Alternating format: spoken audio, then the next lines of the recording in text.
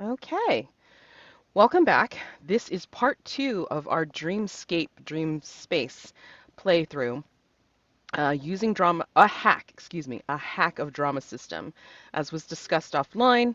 Um, Basically, we are not necessarily playing this game as intended because in reading further into the rules and such. It's like I don't personally believe, and I don't believe our table culture supports like more adversarial play, which is what it seems to be with this currency of drama tokens slash voting in bennies and all this kind of stuff. So, anyone watching this video eventually, just know that this is not straight from the rules. This is from how we played part one. And I thought we instilled all sorts of drama just by playing the way we play. And I want to continue on with that kind of play. So what we're going to do for this session is now that we've established a lot of like um, uh, character relationships and such, want to continue on with the scenes that were mentioned in Stars and Wishes, as well as I had given the players some things to think about um, before this session started. And we're going to take some flashbacks. We're going to take a look at what they were thinking of before this incident happened with the ship, the Endymion, stopping because partially of an alien dream, an alien dreamer.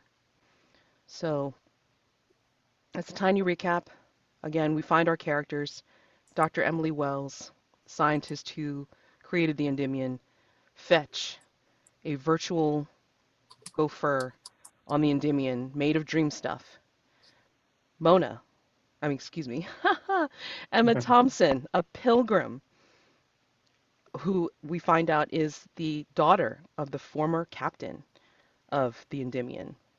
And then, unfortunately, our player Gareth was not able to join us today, so I will be trying to embody his character because there's some crucial scenes that we need to play through. But yes, Captain Gordon is the acting captain, former engineer of the Endymion. So we will see where this inciting incident takes them for this particular session. Okay? All right.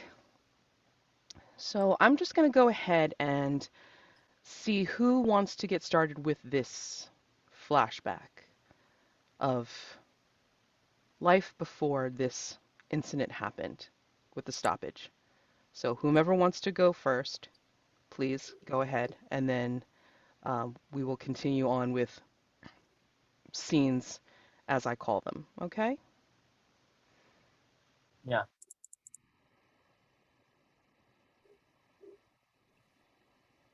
Is somebody jumping forward? I have an idea. Otherwise, I can wait.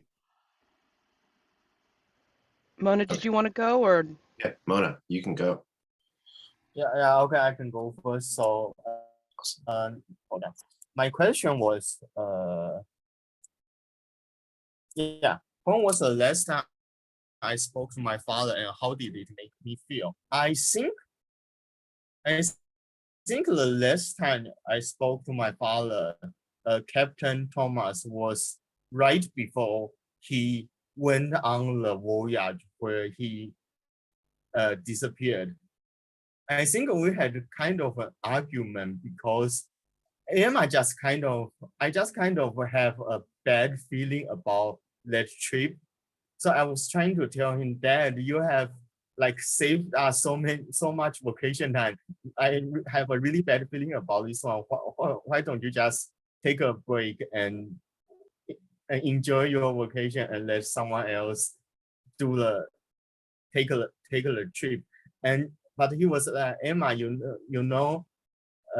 this time we will pass the location of the pilgrim, and I must be there. This is a very important part of our religion. But Emma, I think I wasn't like really into it back then because it's kind of his influence rubbing over on me. So I didn't quite buy into it. So I was like, is it really that important? Can you just like do it next time or something? And he was like, no.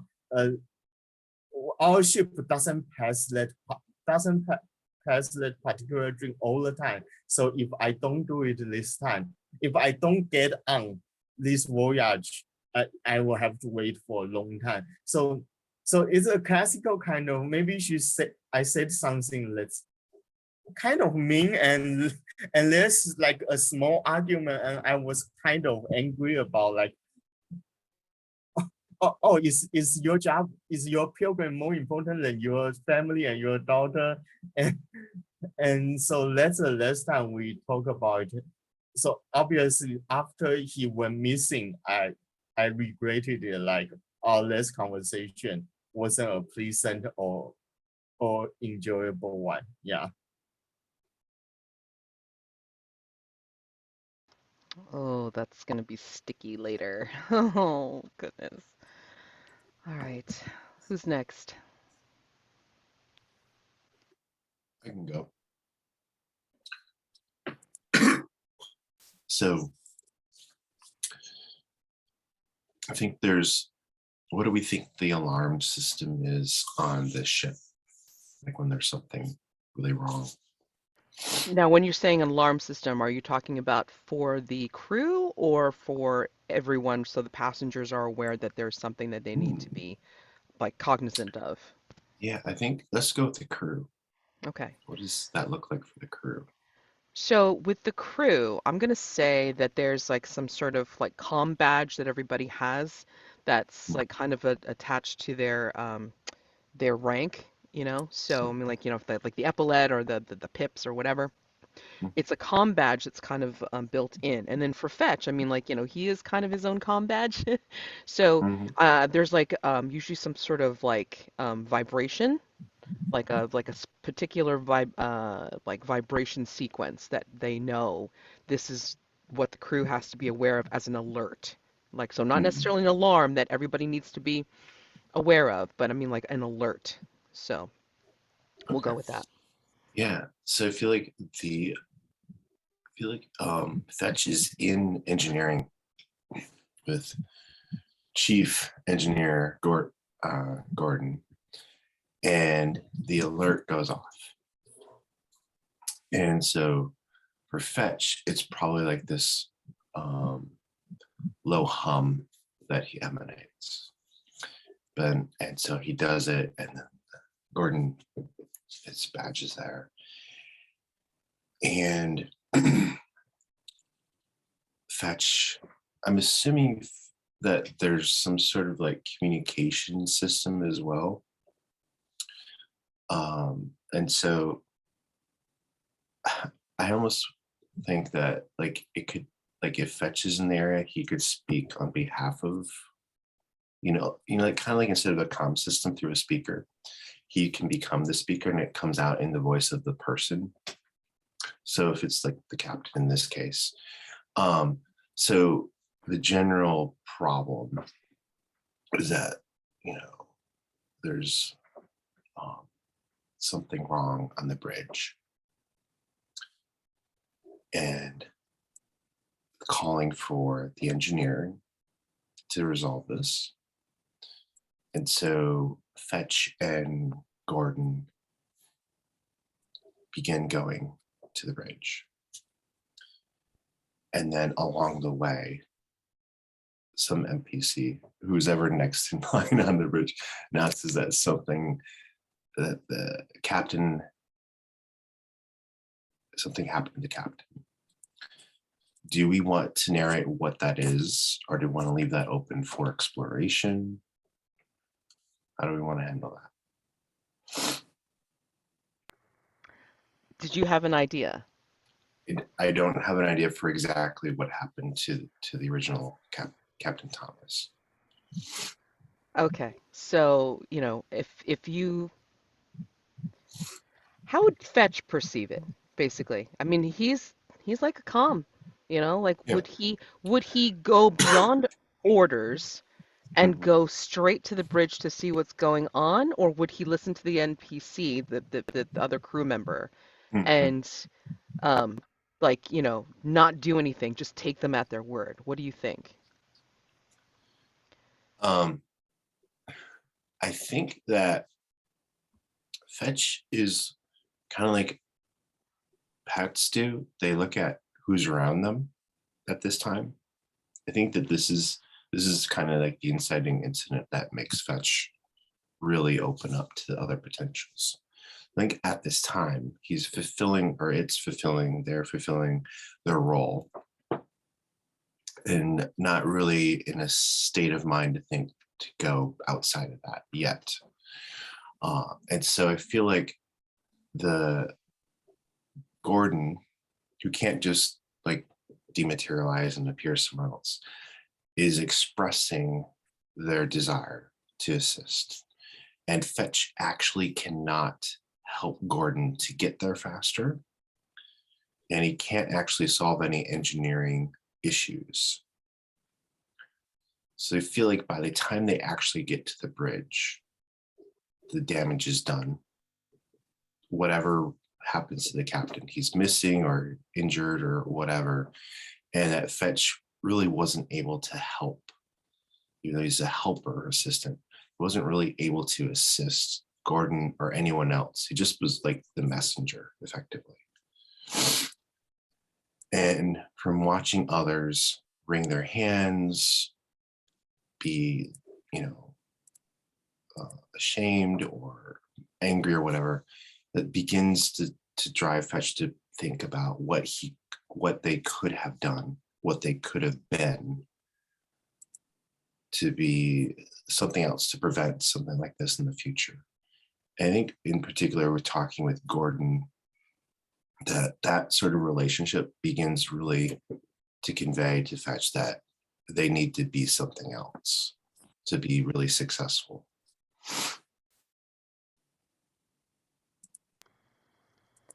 Wonderful. All right. And then Dr. Emily Wells, what are you remembering?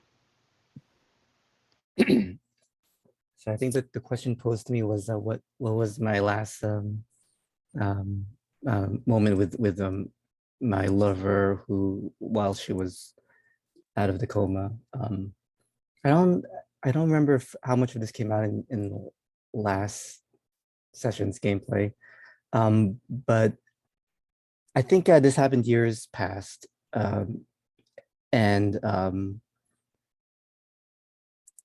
they were in a car. Dr. Wells was going to be recognized. She was receiving some, scientific award, commending her on some recent work she did. They were in the car, and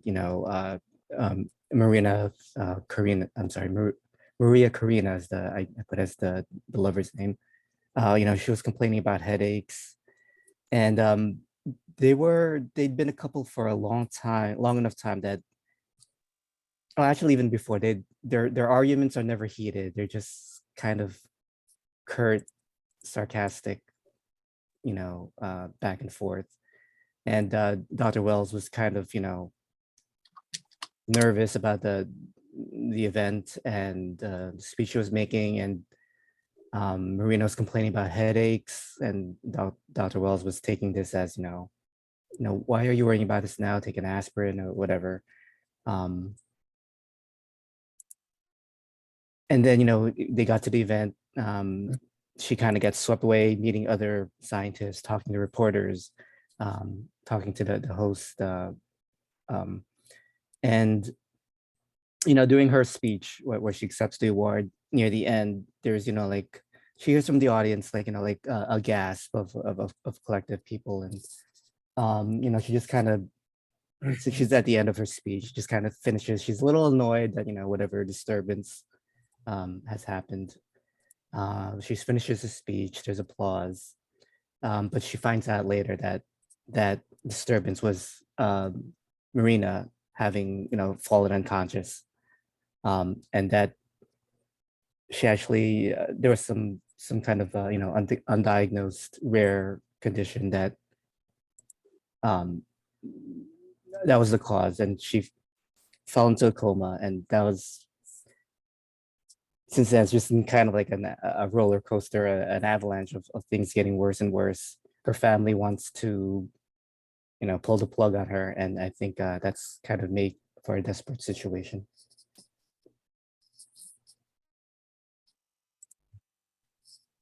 Which is why she's on this trip.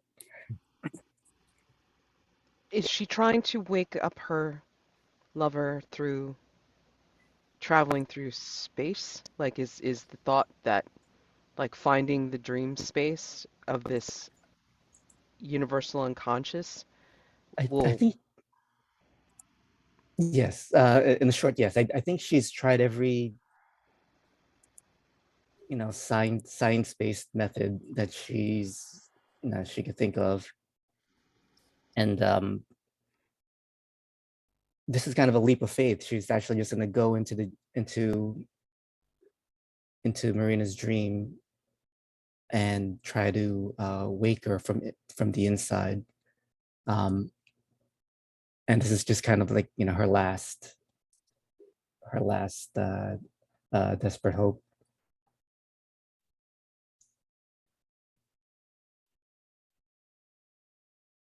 So I don't know that she has a plan other than to get to the dream. And I think she has a feeling that Marina either doesn't know what's happening or doesn't want to wake up. And there's no rational basis for that intuition, but she just feels it.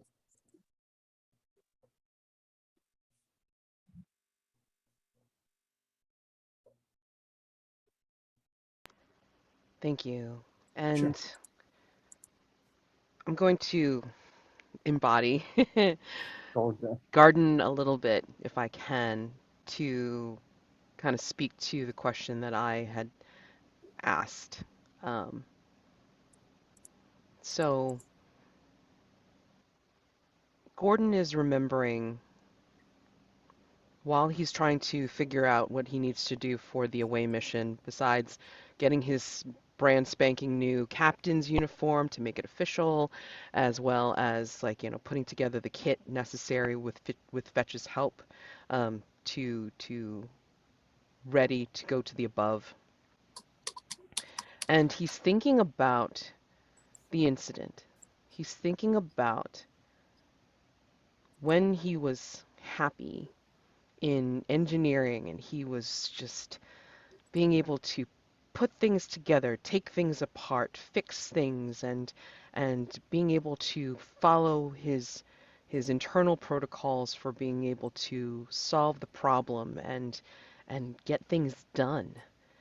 And then he's remembering that time where he was enjoying himself in engineering, and then he was talking with Fetch, and then the captain's or the emergency, excuse me, the crew emergency alert buzzes through, and then Fetch is using the, like, number one's voice to be able to, you know, relay that there's something wrong with the captain, and that they were trying to get to the bridge.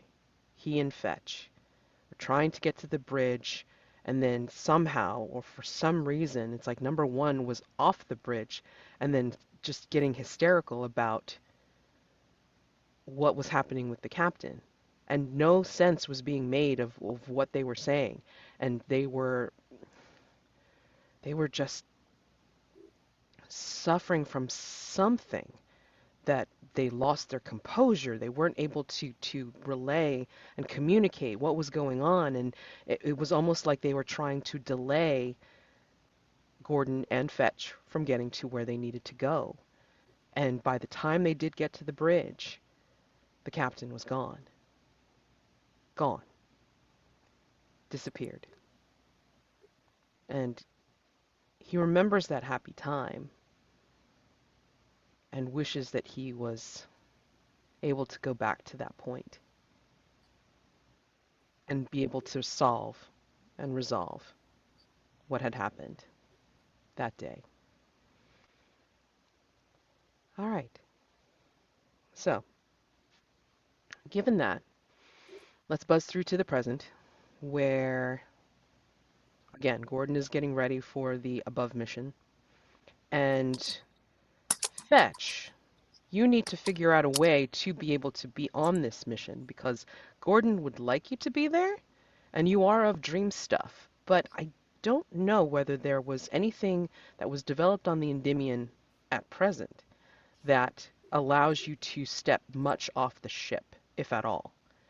So I think one of the scenes that was proposed was you going to Dr. Wells at one point to see if there was something that she could help you with to provide, like figure out a way to do such.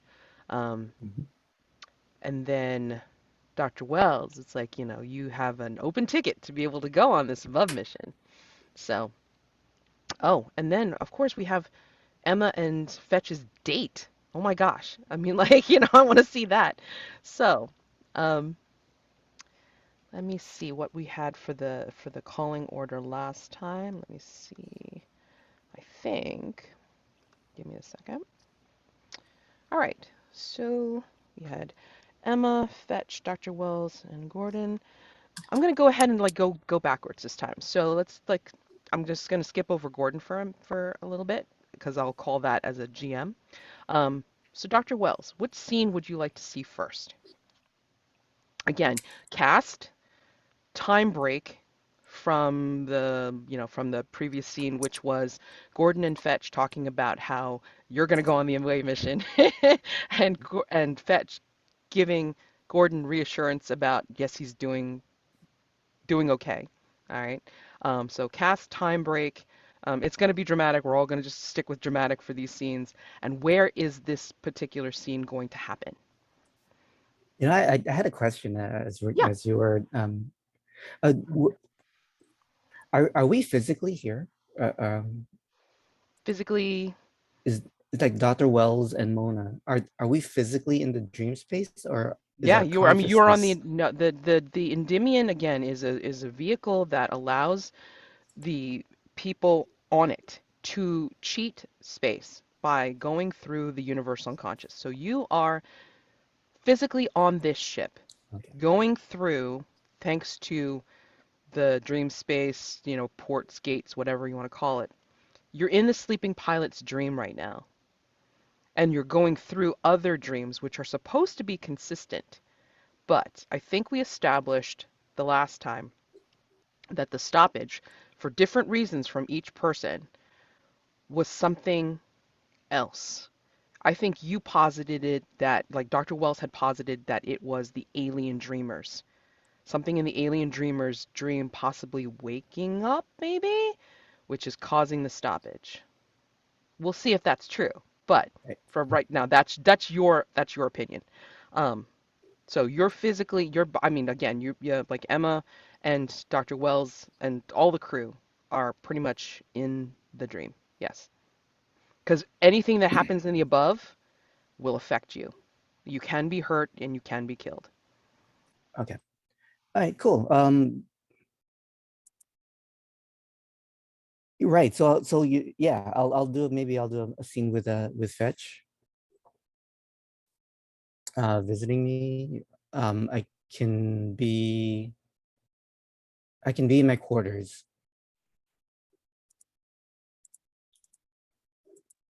Awesome. Okay. And yeah. Oh, and then I mean, like I still want to keep with this tactic because it kind of like focuses the scene. So Right. who is the petitioner? Who is the grantor? Like, Fetch, you just came from a meeting with the captain and he's telling you, "Hey, Dr. Emily Wells is coming on board, coming on this away above mission." What do you think of that? And like, would you be the one? Mhm. So I don't know if this defeats the conflict of the scene, because at the end of that scene, Fetch had given up all like sort of normal protocol and said, "Yeah, let's go do this." And Fetch is a fan of Dr. Wells, so I think he's all aboard for bringing Dr. Wells on this mission. But I think what Fetch wants specifically for themselves is some way to exist long term on the away missions, as it were. Does that make Sounds good. sense? Sounds good. Okay. So yeah, fetch materializes outside, does the virtual knocking on the door. Mhm. Beep beep boop boop. Mhm. I opened, I opened the door. I think probably what one the main thing you'd notice is that there's a lot of equipment in Dr. Wells's quarters that she had brought aboard under on she stated that she wanted to do experiments, and given her position, she was given authorization. Yeah, I mean, like in Fetch's dream mind, like seriously, like this is like if you were like a rock star, like seeing like your musical instruments and roadies and things, like this would be like so exciting. So like Fetch sees you in your space on the ship and is just sort of pauses and says, "It is an honor to have you aboard, Dr. Wells." And then kind of like gets back to the programming of like, Captain Gordon would like to request that you join on the away party to the above. Are we leaving immediately? I thought he needed some time to prepare. As soon as everyone is ready. I just wanted to personally give you the invitation and to know that it has been authorized according to Captain Gordon. And I think that there'd be like, do the guests have some sort of like thing that they wear too? Like a pin or something to get updates? We can totally do that. Yeah. Okay. I think Or that'd like be a cool. wristband, like at Disney, like something. I think that you get like the notification of like, that you're okay to go away on this mission, basically. Right. And Yeah. mhm. No, And I so mean, Fetch I is was going standing. regardless. Yeah, exactly. Exactly. So Fetch is kind of standing there, almost like, could you please invite me in, but not saying it, like kind of awkwardly, just sort of like normally Fetch would just disappear.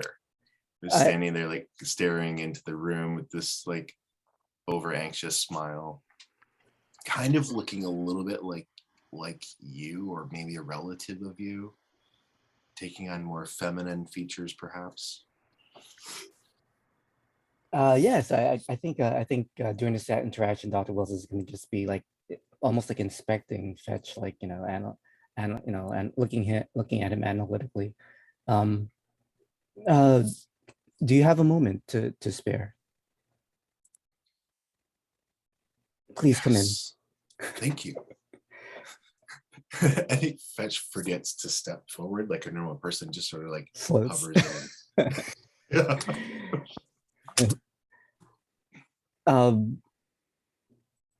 She's gonna have like some kind of handheld and analyzing device, and she's just gonna like run it over you, and she'll just kind of talk that absently.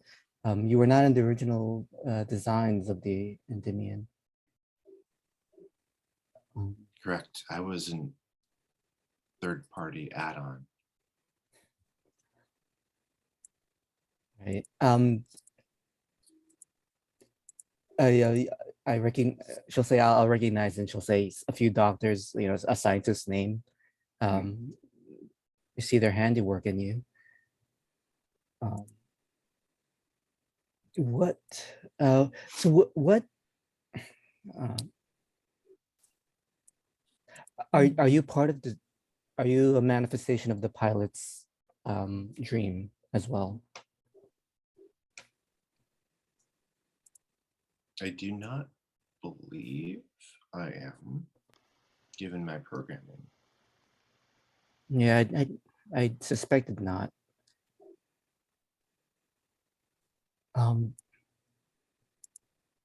It's interesting though.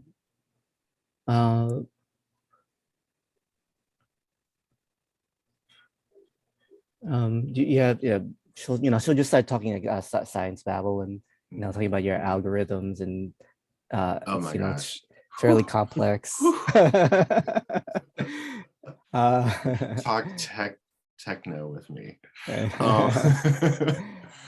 I think like, Fetch is, looking around the room, maybe doing like in the heads up display, like, like there'll be like a search, sees a piece of equipment and like starts downloading like a scientific journal article and is like reading it in the background. Yeah, exactly. And it's just like Fetch is just like, this has made my trip. And like there's like a little query like acquire the equivalent of like get a signature, right? Like acquire authorization, something like that, like get something official, validation basically from the doctor. And then Fetch says, by the way, returning to the matter of admission to the above, I do not wish to demand too much of your talent, Dr. Wells. But the captain has requested that I join, and I have limitations on my presence in the above. My core function is to assist in the below with the crew and with the passengers to assure a pleasant experience, to provide amenities, to assist where able. But I am currently limited in my functionality in the above. And I wish to provide the most service that I can while in that space. Do you mind if I look at your code? And I'm basically I'm going to try to see like what exactly your limits of functionality and all that. Sure. I do not mind. I will need to give you access, give you permissions to my code. And so like I think what this might look like in this space is that Fetch puts out their hands like this to you. And then there's like on the hands forms like a password input field. And it says, I present to you access to my inner workings. And then please insert a password. And it gives you below the words, gives you like, like the suggestions for a secure password. I was just basically waiting for you to kind of like with your hand to type it in. As you get near like a keyboard sort of thing, interface opens up virtually.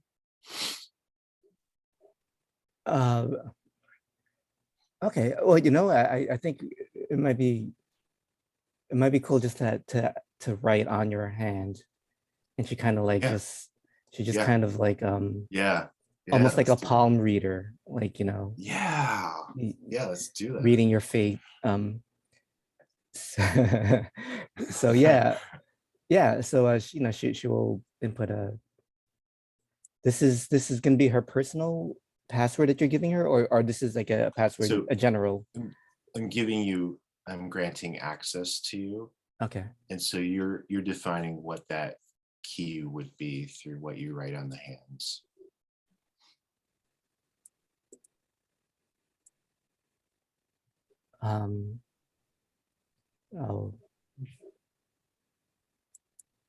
So the correct me if I'm getting this right. You want I'm creating like a password just to get access to. Yeah. So whatever you write on Fetch's hands will be that connection that allows you access. Okay. So the password's gonna be awakening, and I'm gonna, yeah, I'm gonna see, yeah, I'm just gonna check in and see, since you're an interface for the Endymion, if I can get access to anything on the ship through you. And I also want to know what your limitations are, that, sorry, that can be exploited. Yep. Nope. That's what you're after here. Right. So as far as fetch is concerned, you have free reign in fetch.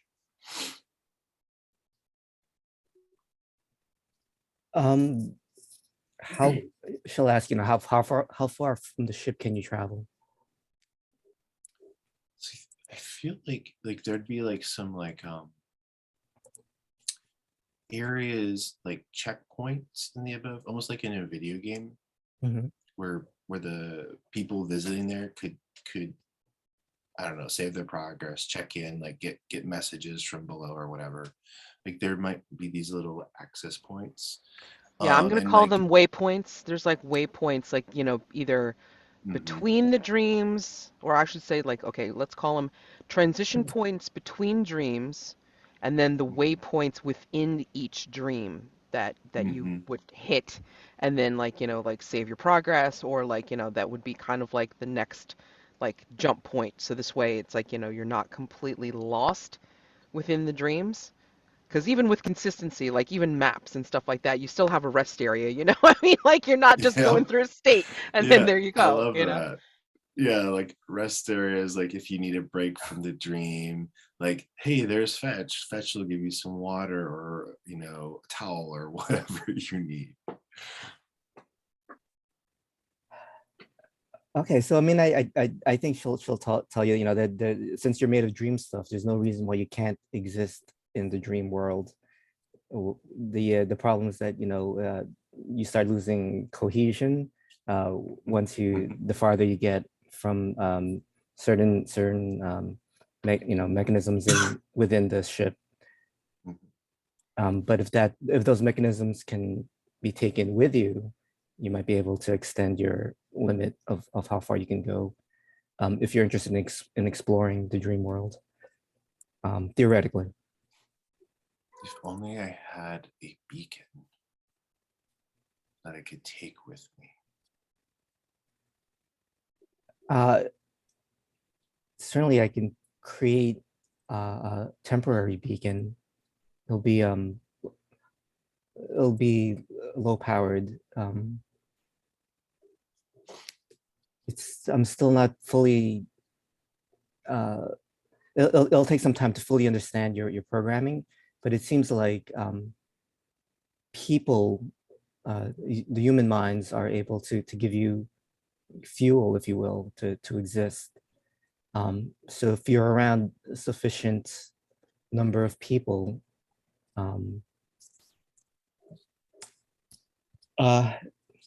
it's theoretically possible that you can go with them. Dr. Wells, you're brilliant. You can figure this out. Okay. And and because you're going on the leap of faith of, what you think you can do for your lover. Mhm. I mean, I'm going to say that, like, you're making connections and patterns in your own head about what is possible.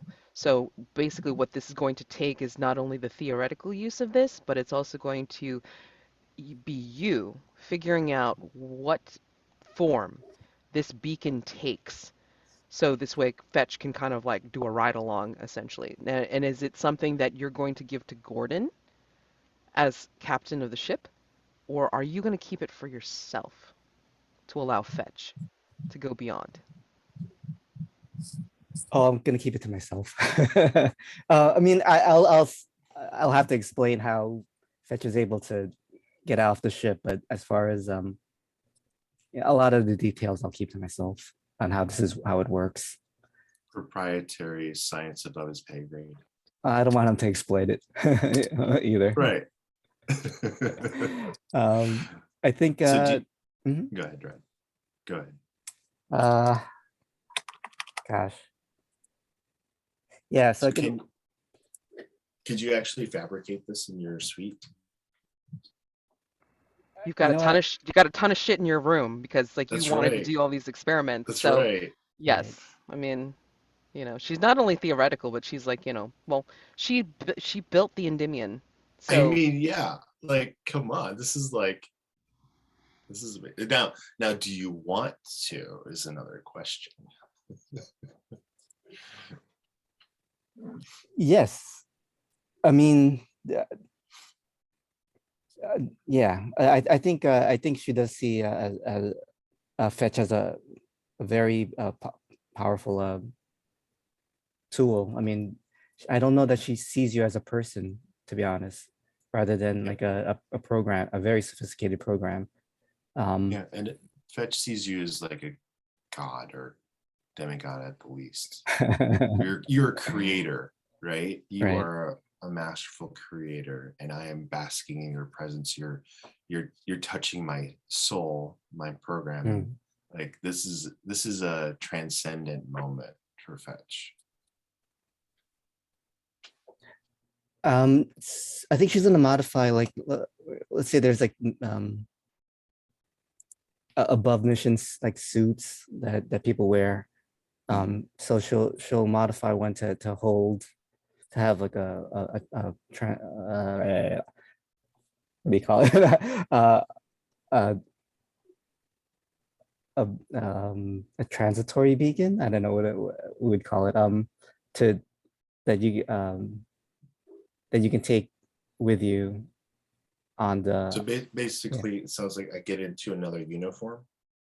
Is that what you're Right, suggesting? you're gonna have to actually get into like an above mission suit which of actually some makes sort. Love it. sense because then Yeah. like within the suit, she's put in a bunch of like wiring and circuitry that allows you to take this dream stuff and be solidified.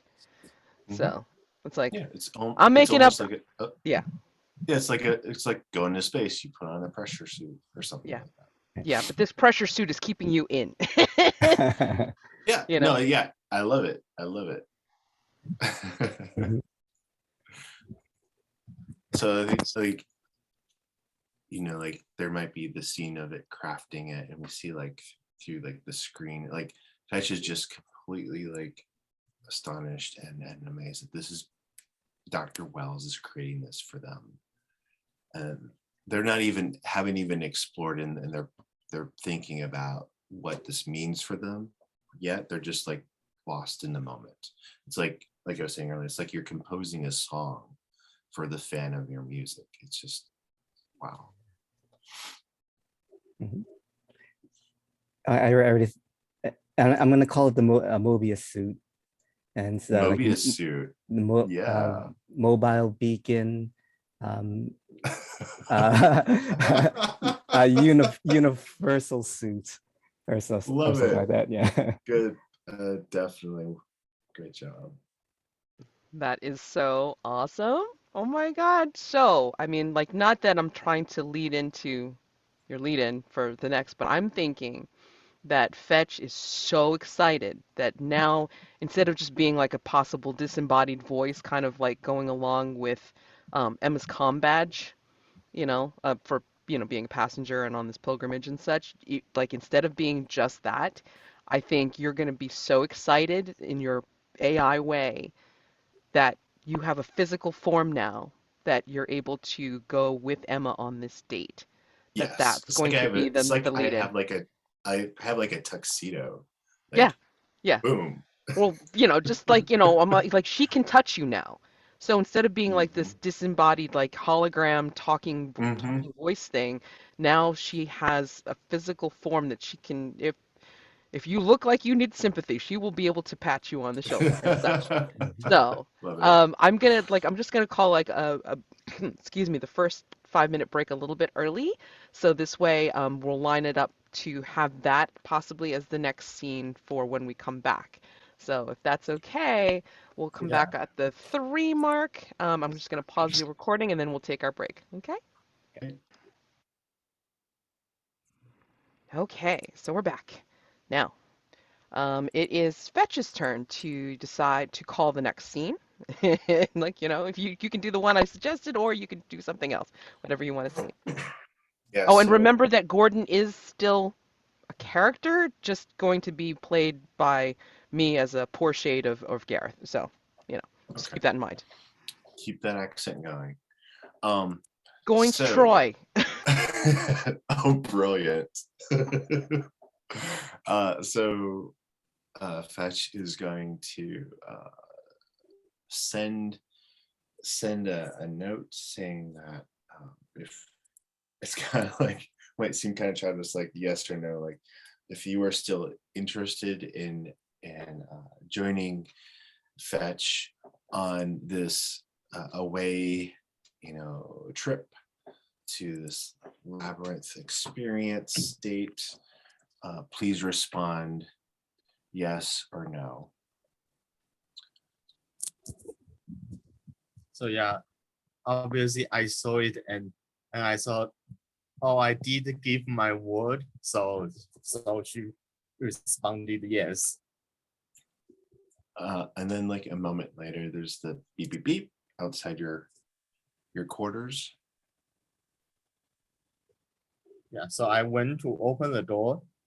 Mm-hmm. And Fetch is there in a different appearance, wearing a suit, wearing like, think of like I don't know if you're familiar with like formal Navy outfits, ceremonial sort of things. Yeah. So it's like a nice jacket.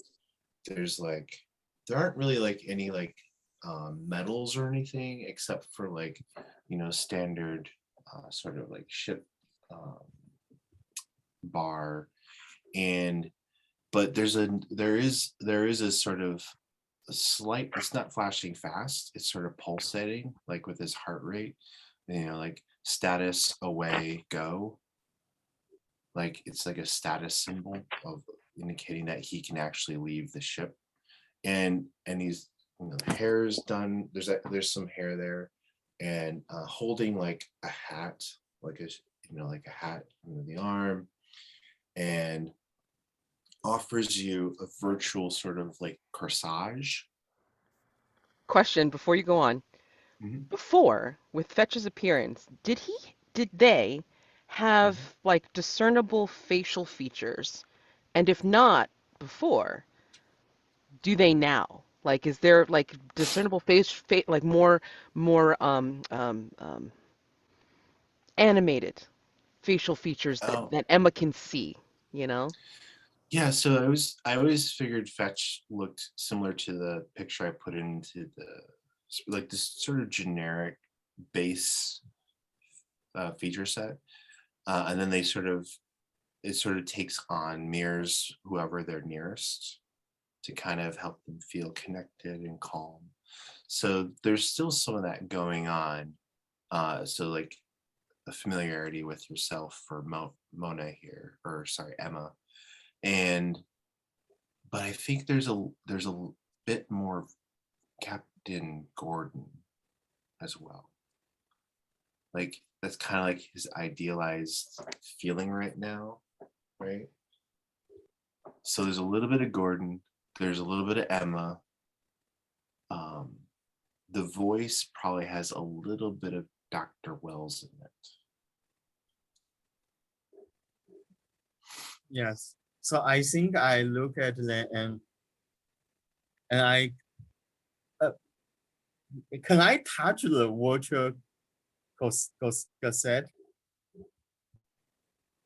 What was that? You say Fetch was having a virtual, I don't remember what it's called. A flower? Like this? Oh, corsage. Yeah, that's like a Yeah. small ornate flower that you can attach to your Yeah, I know. clothing usually. So can I touch it? It's virtual, right? Yeah. So I can touch it. Yeah. Okay, yeah. So I think I take the corsage and I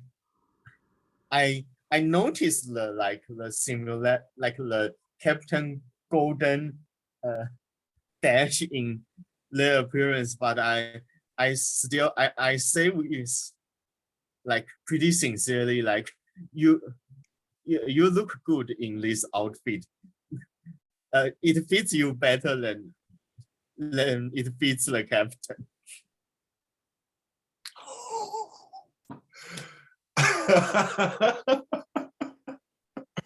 Oh my goodness. I think Fetch is just kind of still lost. They don't get the like sort of insult thing on it, but takes the compliment. Is just pleased that like this is even happening. Us, you know, thank you very much, Miss Thomas. That was really good, Mona. And then offers his, you know, suited arm to Emma to take. Yeah, so I think I take Page's arm instinctively, and then I realized like, hey, I thought you are like a watcher, like I couldn't touch you before. I think I have tried before, like when I first got on board, and I'm like, shouldn't you be like a hologram or something that people can touch you and, you know, so like so I was like very confused, like did you get a robot body or I don't know, it's like super advanced projection that include a sense of touch, or like what's going on here?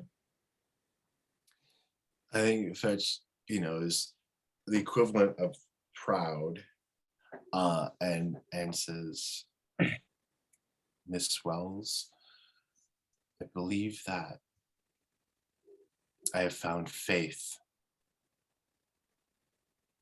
in the power of creation, and it has made me a better program. And so I think I'm completely misunderstanding this. And so I'm thinking like maybe Dr. Wells have a spiritual side too. And because I'm completely unaware that she has any ulterior motive. So like I was just saying, and I was thinking out loud, like, maybe she wasn't that bad after all. Like maybe she's not like all the asshole scientists and like technologies I used to work with. Dr. Wells has made me a true believer. I say let's go. All right. Dr. Wells works miracles, as you can see. So I feel like we would cut from here and go to the date on this away. Yeah. Now, are we going to, okay, so out of character, are we going to say that this is cutting to a different scene for the specific date, or is Fetch trying to combine the two? Like, you know, making like, you know, taking Emma on the pilgrimage tour and also trying to combine that with the above mission, or is it two separate things? What would you say? I think for the hilarity, Yeah. and for compression, saying that there might be a moment where Fesh invites you know, Miss Thomas to join them on an extended, unplanned away trip. This is totally outside my protocol. Like normally this would involve a lot of paperwork. Fetch is now experiencing existence, so they don't care now. They're just gonna do. It's great. I love it. So we can call that as a separate scene. I think that I scene think calls I a think separate this is a scene. good stop. I think this Yeah, is yeah, a good yeah, stopping point. yeah. Yeah. So, let's go to Emma now. Now, Emma, you have, a cornucopia of stuff that you can pick from. Because there's the thing of like, you wanting to confront Gordon at one point. You could also like be amazed at this new like, this finding out that Dr. Wells has a like a faith-based side in a way, like, like an inspired side. Um, you know, so yeah, what would you like to call for the next scene? Hmm. Yeah, I think I would still think that like confronting Golden about what happened would be more important and dramatic.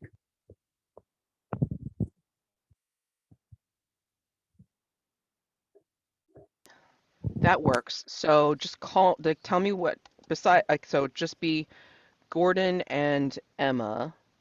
Like, where would this occur? Um, yeah, where would this occur, and like how soon after, you know,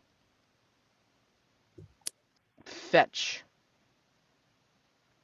or like we could even like kind of like backtrack a little bit, like kind of be like in between the Yeah. time that you last saw fetch, like you And have found right. like a way to confront Gordon. How about that? Yeah. Okay, it helps not to misspell Gordon. Gordon about the fast. Okay, where would you like to go to do this? Because I would Yeah. imagine that Gordon is like either in the ready room or there, like he's on his way to well, one, to get his suit. So he's got his, I'm gonna say, like, at this point, like wherever you confront Gordon, he is now wearing his brand spanking new captain's uniform, which could Yeah. even drive the knife even further. I don't know, but I mean, like, we're gonna find out. So I think I will try to like get him like in a as private setting as possible, so like he can't like run away or like turn to other people for like give him minimum ways to gain support or deflect. So yeah, probably a ready room or like his quarters or something like that. yeah, I think like the Endymion is small enough that the crew is not that far removed from like the passengers per se. I mean, like, when you're going through the dream space, it's kind of intimate. Like, you guys are on this trip that takes no time but takes a lot of time. So, it like all kinds of blends together. So, there is still some separation, but you know where his quarters are, so it's fine. And if, you're familiar with like how these ships are built, you know where the captain's quarters are from your father. So, um, do you just go and where do you like? Okay, let's put it this way. I mean, like, so Gordon is in his room, and actually looking amazed, I guess, kind of like not shocked, but just in awe of him being in a bespoke suit, in a bespoke captain suit, not just wearing his engineer's scrubs or whatever with the pips on, with the captain pips on him. This is the bespoke suit that Fetch had made for him, like done really quickly, and then like, put his epaulets and pips and all that kind of fun stuff on it. And he is admiring himself in the mirror, disbelievingly, and you ring his door, I guess. Um, and he goes, "Yes, hello." You And speak. yeah, I tell him it's Emma. We need to talk. I He have some pause. questions. He pauses and looks down and away from his reflection. and goes very slowly to the door, but expectantly because he knew this was going to happen sooner or later. Um, and he, and then like the hydraulic door or whatever like slides open, and he sees you there, and wordlessly he motions for you to come into to the sitting part of his room. Yeah, so I think as I come in, I say with like a hint of sarcasm, like, are you enjoying your new uniform? I know you've had some reservations about this. I understand that this is difficult for you. He's not looking at you at all. But it's no. What questions do you have for me? I just want to know what happened. My father has done this kind of voyage dozens, hundreds of times. He's a very experienced captain. How can he just, we don't even have a body to bury. What happened? How can a person just disappear? Now Gordon's like having all sorts of emotions cross his face, and he's not looking at you, and as he's trying to bubble up with some sort of this is what happened, he's still not looking at you. It's just really tough, and he's trying to be firm in his demeanor in the new outfit, but his head is bowed as he's trying to get the words out. I don't know what happened. We were in engineering, Fetch and I was working on something, and I was concentrating on the problem, and we were called to the bridge from number one, and number one actually came off of the bridge to say that there was something wrong, that engineering needed to come and fix it, and they were actually delaying us from getting to the bridge, and by the time we got there, your father, Captain Thomas, was gone, and I can't speak of what happened. I don't know exactly. When we got to the bridge, Captain Thomas was gone,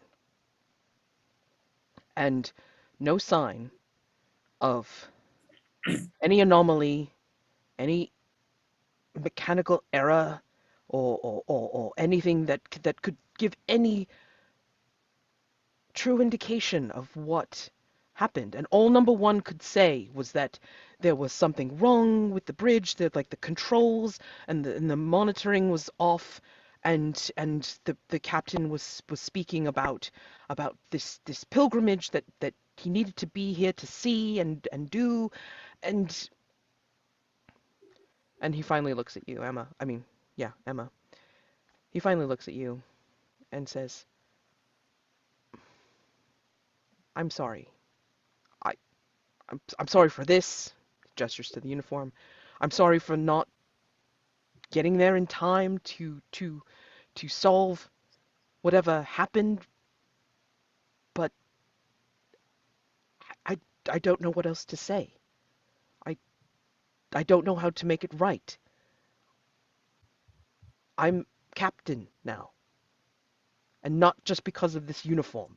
I am captain because we need to deal with this current problem that's happening, the ship stopping, and what can I do for you? What can I do for you, Miss Thomas?" I think I look at Golden for like just silently looking at him for a while. And then I say like, my father was religious, and and I wasn't really, I worked at a tech company, so I wasn't really, I have heard him talk all about like his beliefs and like how the dreams are connected to the divine and stuff like that. But I didn't believe it. I I just don't just don't know. I didn't think like anything means anything. But after he's gone, like I need something to believe in. I need to feel like he isn't just random, like he isn't just a random victim. I need to understand. I just need to understand why he's gone, so me and my mother can move on. And so I think I take out. I mentioned Emma has like a rosary with a butterfly on it, and I say this actually my father gave this to me, and I say the butterfly is like referring to like one of our parables about not knowing if you are dreaming the butterfly or the butterfly is dreaming you, and not knowing the difference between dream and reality and the mundane and the divine. And Emma and I say like, I can forgive you, at least not yet, because I still don't know what happened. I don't know what's real and what's not. But and then I hand the rosary to Golden, and I say, but I think you need to find a way to forgive yourself too, because you also need to move forward. And you are right, like the ship and everyone on it needs you now. So I don't, you don't have to believe in like in me or in my father or in any of our religion, but I want you to keep this. I want you to keep this like this rosary, and it it I hope it will help you remind you like your loss, our loss, your responsibility, and like what kind of captain you want to be, whether it's like my father or someone different. Gordon's mouth hangs open slightly, as you're speaking about um, your father, and then definitely when he goes completely agog when you give him the rosary, and he's holding it, and he's like just very, because he's an engineer and like so used to tinkering around with delicate machinery and holograms and this sort of thing. I mean, like he's handling it very delicately as if it's like a whisper, like it's like it is a butterfly itself, like a living butterfly, and he's just so touched. He'll actually bring it to his heart and say, "This is an amazing gesture, and I appreciate it. I do. I mean, this is a symbol of a faith that I know your father believed in, because this is what drove him in that last mission. I I I wish I could give you reassurance, but for now, I just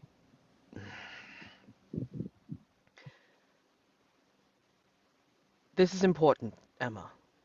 May I call you that? I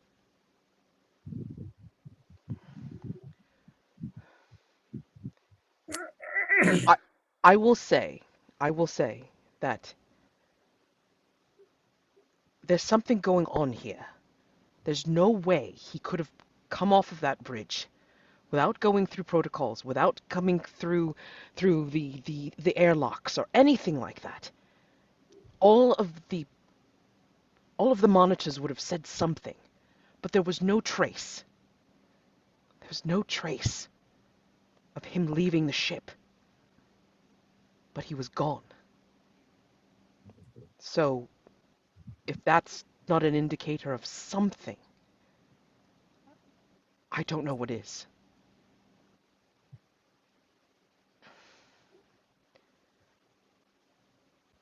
I will keep this and try to not only earn this, gesturing to the uniform, but also this, holding out the rosary.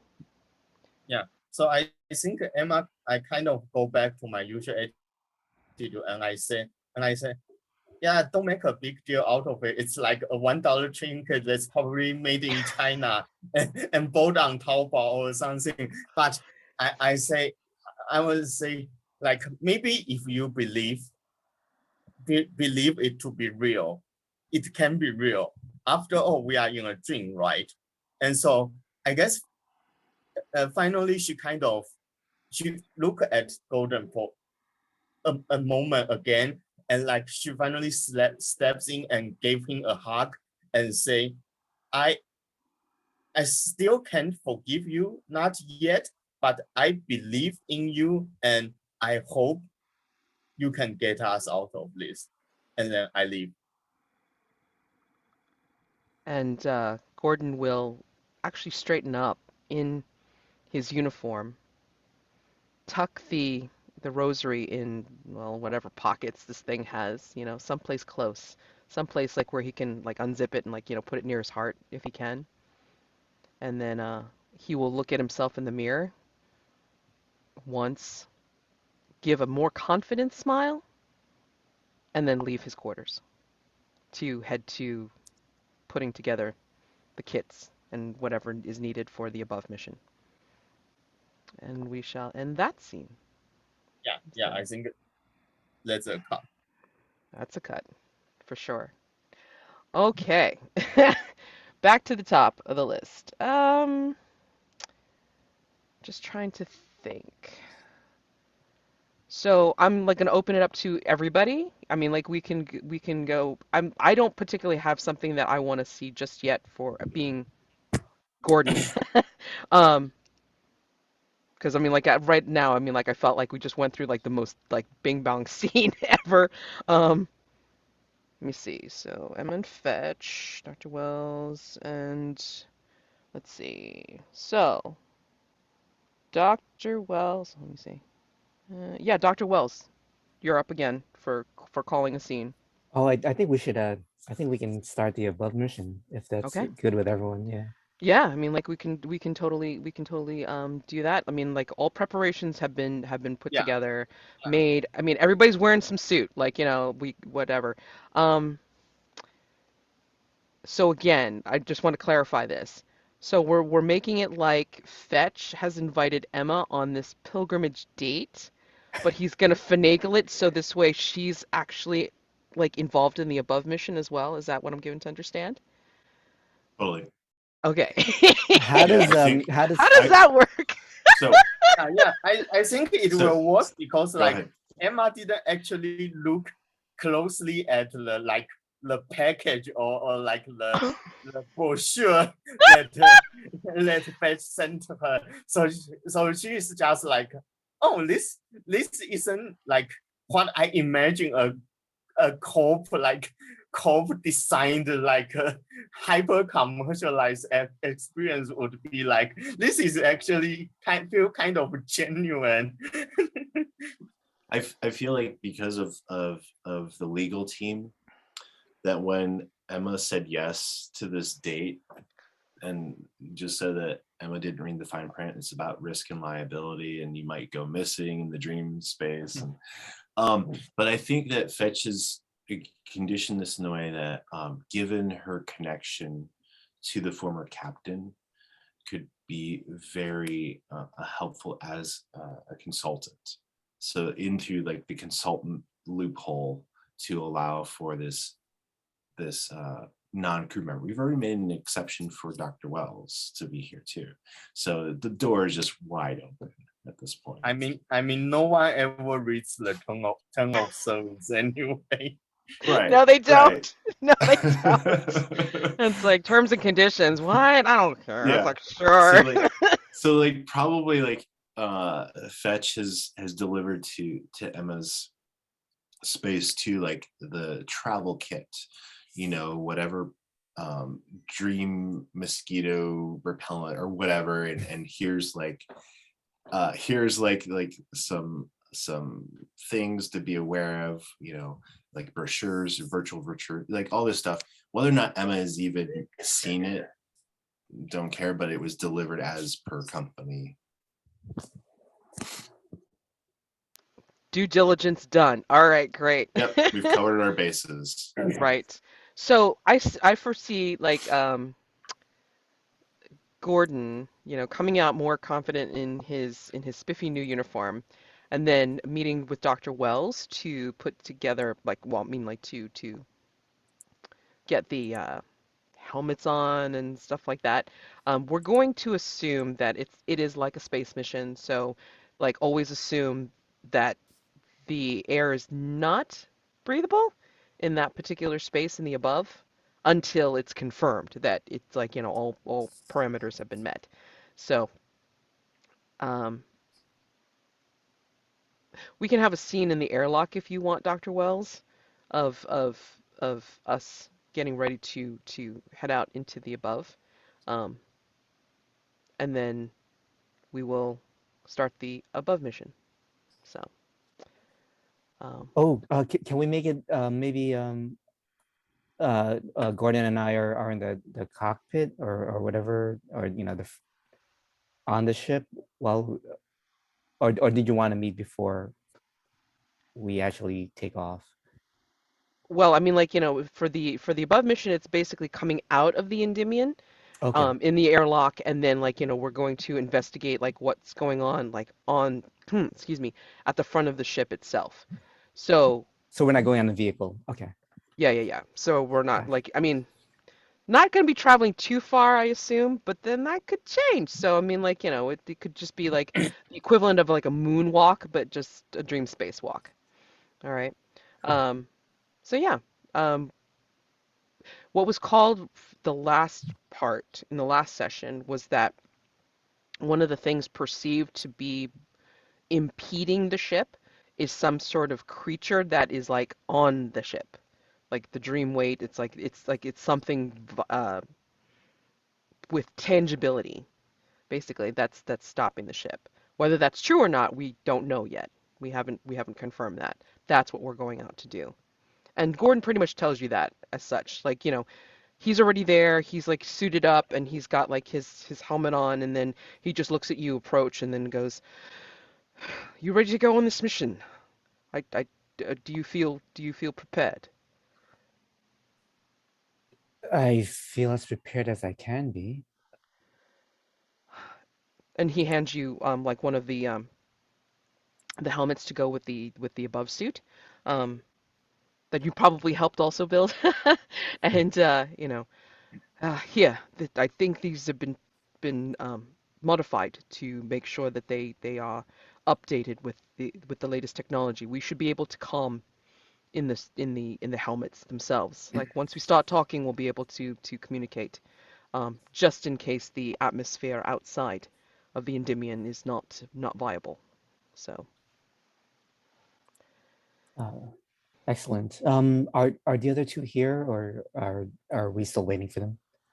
no, well, I mean, I imagine Fetch is going to be able to accompany by calm.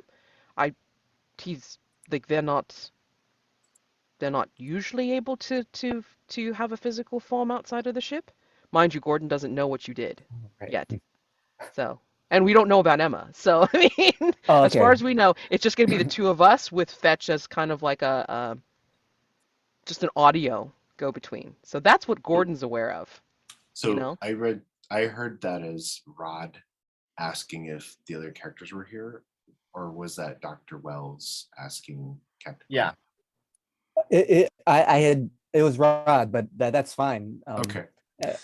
As far as Yeah, so I mean, Gordon's understanding is that like, Fetch will only be able to be there Right. as an audio presence. And then like, he knows nothing about Emma coming on this trip in any way, shape, or form. Okay. right. I don't So- think Dr. Wells would know either. No. Yeah. So let us know when you think it's appropriate for us to arrive, if we're all going outside the ship. I Yeah, think I would. when This would probably be a good time. It's like Okay. as we're finishing Okay. up like all the checks on our suits and make sure we put our helmets on and stuff like that. So if like Fetch and Emma want to Yeah. roll So up, the, be like, so like the door opens and Fetch and Emma, with her on his arm, come into this space looking like they're going to prom or a ball or something like that. what, Emma, what, Fetch? Wait, how? And Gordon does the automatic salute. Wait, how are you able to have a physical form? That's new? What? And of course, Fetch looks at Dr. Wells and beams with pride. I've extended his programming, but and you notice Dr. Wells is looking at Emma. Why is she here? Gordon's also looking at Emma like, why is she here? Wait, what? And I feel Yeah, like there's the ding of like an update memo, like Miss Thomas is a consultant. I think before like Page even said that, I kind of whisper in the ear and say, "You didn't tell me it's a double date."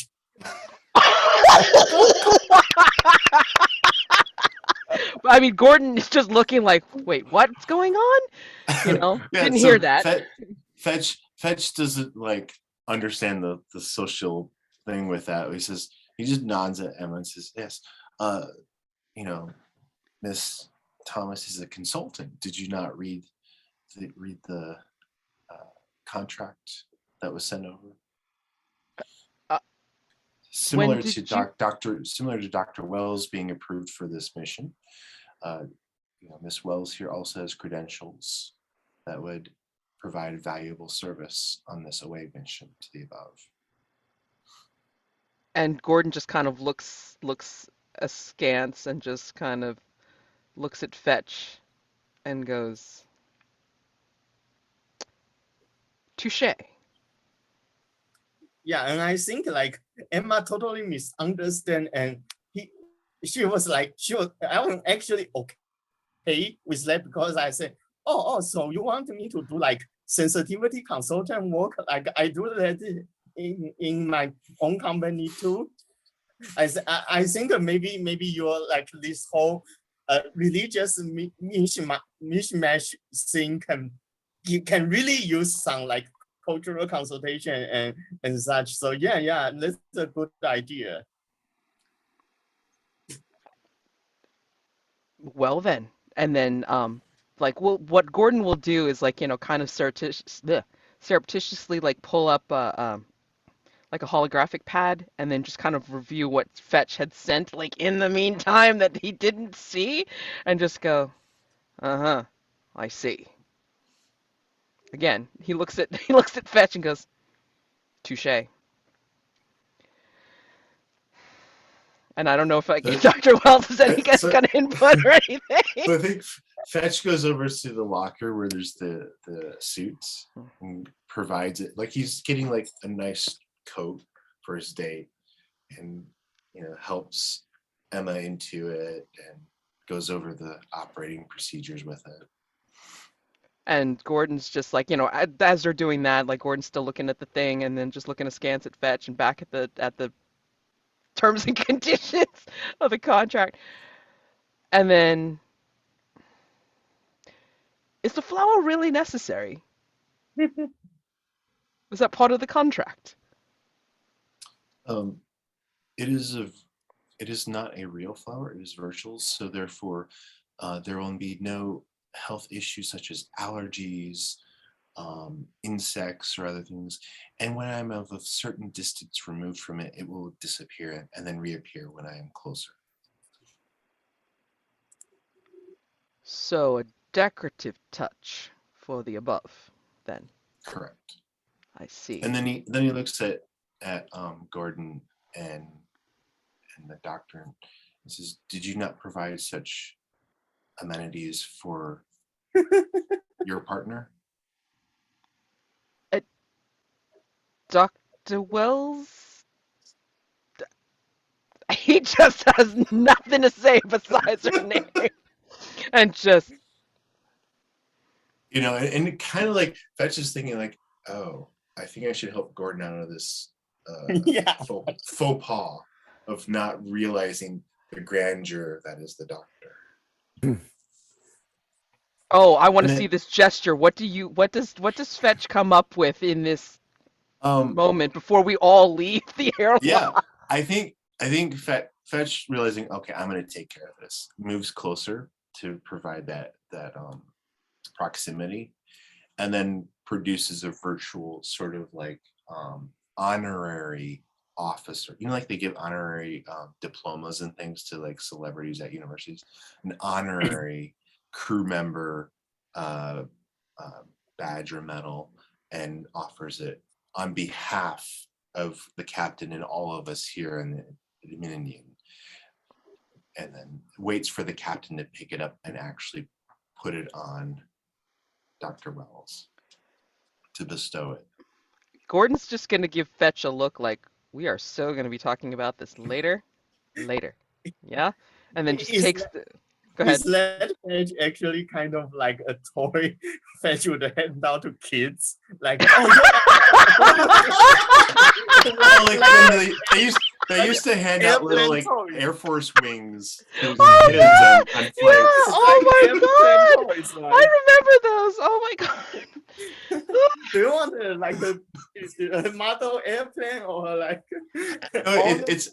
It looks like a virtual like medal, sort of like a rank insignia sort of thing of whatever we have in this world. So yeah, but yeah, I love that. And Gordon will take it from Fetch and then turn to Dr. Wells, look at her with a sigh, and go, I am so sorry.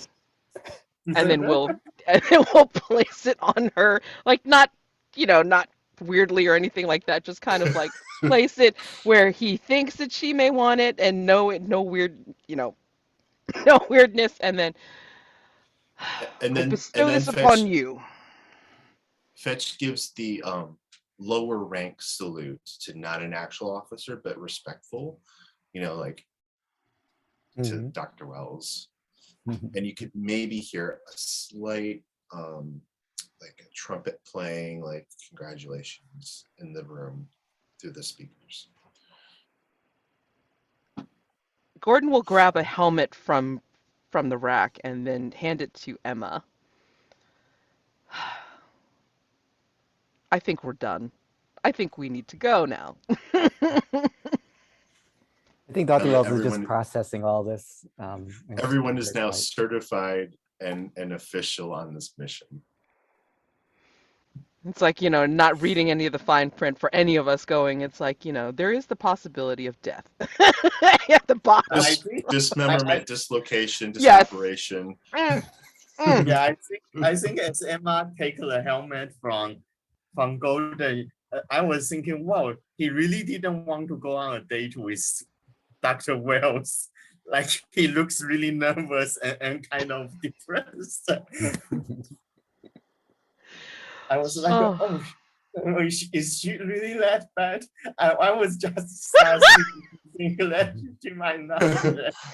We are the couple that helps the awkward friends enjoy their time on this date. You're the wait. You're like, you guys would be the wing people, the wing people, like for the blind date, for the blind date, like. Oh my god. Okay, fab. All right, wonderful. Totally out of character on my part. Okay. All right. So then, like, everybody's suited up. We're just doing a final check. Like, and Gordon will say to you, Fetch. It's like, Fetch, do the last minute overall to make sure that all systems are go and that everybody's readings are correct for going out into the above. We need to confirm first that we can breathe the atmosphere in this particular dream before we can actually remove any of the helmets. All right. So if you can do that, then I will open up the door to the above. Is this where we would do the procedural part of this game? We can. I mean, again, I'm not concerned about the procedural part. I mean, like I'm also not prepared to do the procedural part. I as the GM will be giving you all things to think about when we hit the So, above. So, yeah, Fetch will go through and do what is expected. okay. All right. And as that's a go, and then Gordon will hit like one of the buttons on the side of the airlock, and then the pneumatic doors like psh, open like above and below and open up into a vista that we will step out into um, to get ready for the next scene. Okay. So and the way it looks cinematically is like the pneumatic doors like top and bottom psh, open, and then like you just see this big bright light like where our silhouettes are like heading out into the above, and that's where that scene cuts. Okay, so let's go ahead and take another 5-minute break, and then we will come back, and then we will hit the above and then see what we're going to see. Now, what I'm going to do is it's going to be a back and forth kind of thing, right? So I'm going to be interspersing some GM called scenes as well, or calls for narration, because there's going to be some things I want you guys to think about as your characters, and then we're going to intersperse that with like actual um, dramatic scenes where like compare up accordingly, or depending on the situation that I give as GM, then you can decide like how you want to play that. Okay, so fair warning. In 5, so for me that's like the 57 mark, and then I will pause the recording and see you in 5. Yeah. Okay, so the 4 characters have stepped outside of the ship, and what they see is a vista of what looks like a combination of like white sand and like pale rock to start. And the Endymion again is not moving, so there's no worries about um, like losing the ship or anything like that. We're just actually walking outside of the ship at the moment. Um, what is interesting though is that now that you've stepped outside of the ship, the sound of the whale song, or what sounds like whale song, is stronger. But now you don't necessarily hear it just outside. Every character, including Fetch, will hear this whale song inside themselves. And it brings up a split second of a memory. What memory does it bring up for each person?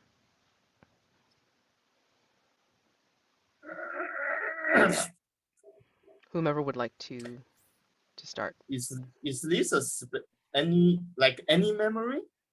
Any memory. Okay. I think for Dr. Wells would be a memory of when she was studying, and she was so career focused, but there was one time where she was invited to by her classmates to like some social event, some party, and she was not prepared for realizing that how very alone she was, and how very alone she had been for her life up to that point. And I think, okay. I think she left that party very early, and I think that was the first time that she realized that there was more to life than just her studies. Though it'd be many years until she actually acted upon anything. Yeah.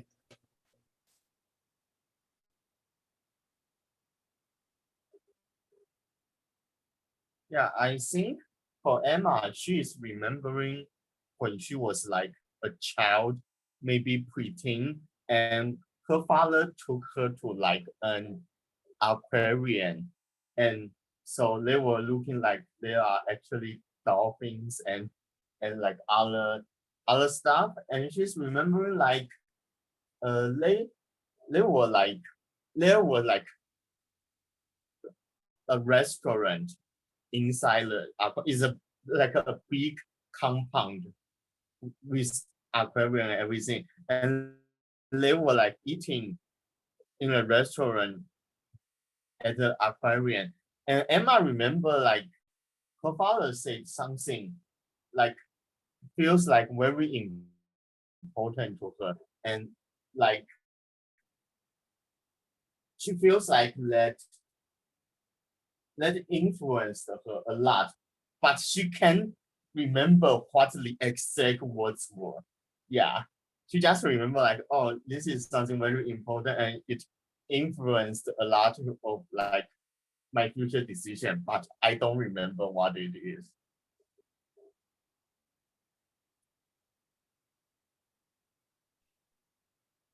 I think for Fetch, it reminds him of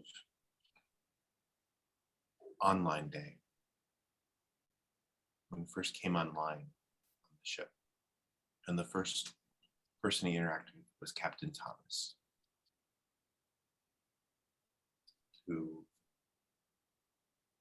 not just treated him as like a new crew member, but maybe treated him in some way almost like it was a son, a father figure, sort of thing.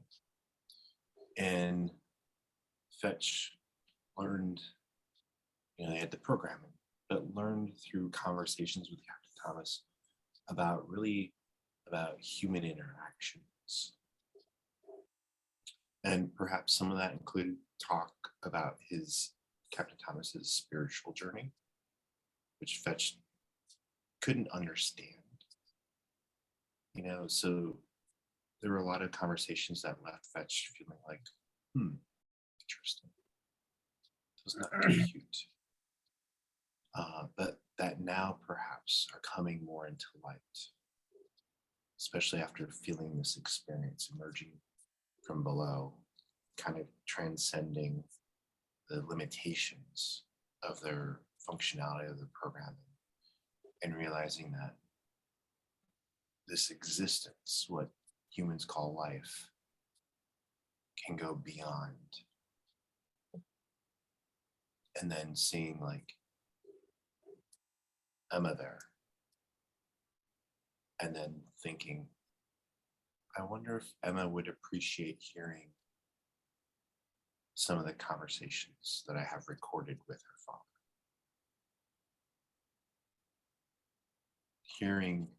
And also hearing Captain Thomas talk about their crew. I wonder if the new Captain Thomas would appreciate hearing some of those confided conversations about the engineer and the work that they've done that maybe don't always get to the crew because of busyness and so forth. Like realizing like the potential of carrying like memories of this missing captain and what that could mean for the people left behind.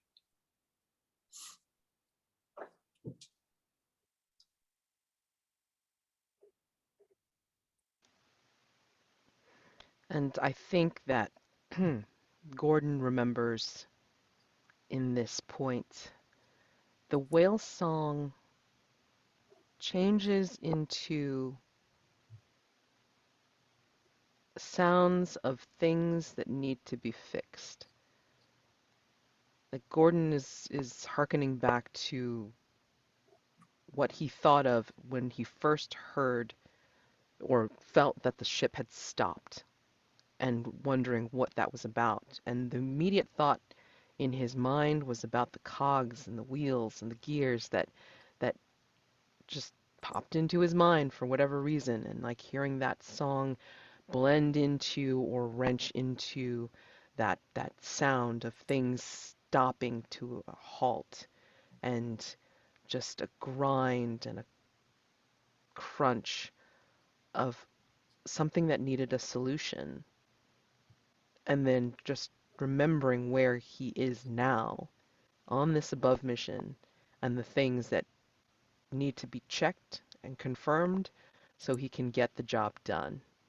And with this memory, feeling this song in his bones, he is, anybody watching would see that he looks more sure in his step, more confident, because there's a problem that needs to be solved. So, when you all come out of this vision, then you see this vista out in front of you, and you have come out from the back of the ship of the Endymion. Now, the Endymion, again, is like sealed in its own way, and Dr. Wells knows this. The only way to kind of see what's outside is to be able to, go through the monitors and go through the code that allows you to see things. Um, and so now that is visually translated because you're actually out here and looking at it, you can see that there's, like, as you make your way to the front of the Endymion, you can see that there's some sort of creature that's on it. I mean, it's massive. For this ship to not be able to move in Dreamspace, this creature, it is how Emma had pictured it. Even though she didn't read any code, she didn't see anything, because there's no real windows to this place. Um, it is massive, it's winged, and it's resting. Of all things, it's resting on top of the Endymion, the front of the Endymion. It looks like it's sleeping.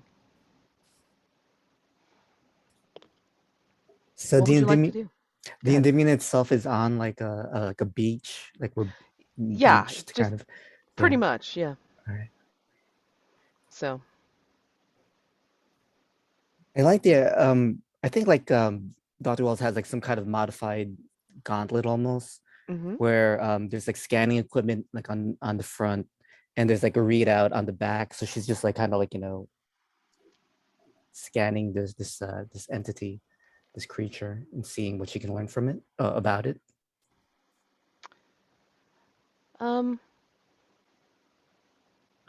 It has physical form, just like you have physical form, because you're essentially here in the dream space. It is, it's got some density. It has the same density because you will remember this from when you were going through fetch.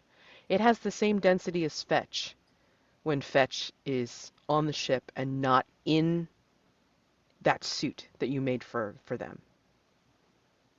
So it is the same dream stuff that fetch is made out of, but has a lot of weight for some reason. What does it look like?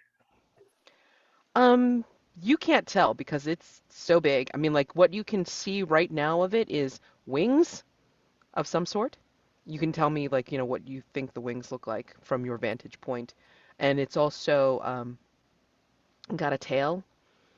And then you can see it's got claws, paws of some sort, but you can't see necessarily. Again, look, if it's sleeping, it's not like draped across it. It's just kind of in a tucked position, like a cat, like in the loaf position. So I think from what I can see of the wing, like a membrane, it's like this huge membrane, and like kind of underneath it, it's like veiny, and but also like there's like as if there's like an aurora borealis underneath it, yes. like somehow the always shifting and just kind of moving lazily. Yeah. Yeah. So let's see. If you were going to consider the Endymion, about I mean, and again, there's not that many crew, there's not that many passengers. I mean, just enough passengers obviously to to make demands and such. I don't know if there's such a thing as like kind of like a mini liner, like a mini cruise liner or something like that. So it's that size, and something of that size, or to be able to drape across the front of it, that's how big it is in comparison to a human. Um, so it's got some bulk to it, but I mean, again, like, do you do anything besides like monitor it?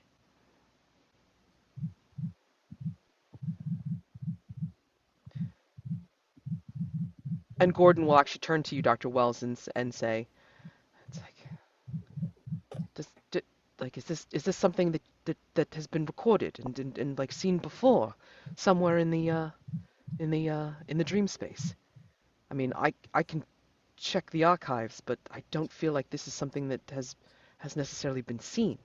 It's not supposed to be here. So I'll just say very curtly no. And I'm trying to determine if it is part of the specific dream of the alien, whatever alien's dream we're currently in. We don't really have a context. Um,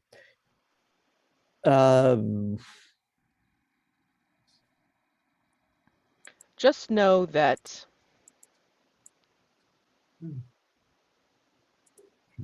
if you dream it, it can be real. right. All right. Sleeping.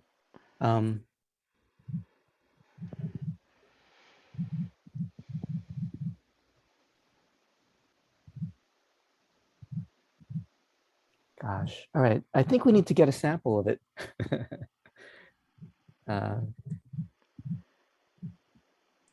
So we'll try to move closer to where I can actually touch it. Okay. Alrighty. And Fetch, do you make that known? Like you've put something in chat. Um, I love it. You mustn't be afraid to dream a little bigger, darling. Oh yes, I love that quote. Do we That have made me dream fall in love with Tom logs? Hardy. Sorry. I'm sorry, what? Do we have dream logs that sort Yes, of yes, monitor? yes. Then So yeah, basically, Fetch Fetch will can. pull it up. Yeah, Hmm. he'll pull it up and go through and see if there's anyone who's singularly or group like are imagining this kind of entity, this kind of scenario. Like maybe they don't want to reach their destination. Maybe there's something stopping them, or who knows. Interesting that you say that, because from a recent dream log, Emma dreamed something about like a winged dragon, a winged cat dragon. She doesn't recall it, but Hmm. it's in the dream log as No, being yeah, temporary. I'll note it and then I'll send a clip of that to the captain. And then Gordon will see that and then turn to you, Emma, and go, "Did did you have this vision? Do you remember dreaming this creature? Because it seems to be here now, and our dream logs check that you, out of all people, have have seen this before. Do you recall?" I think I'm just like I I don't know. I'm not the type that remembers much of my dreams when I wake up.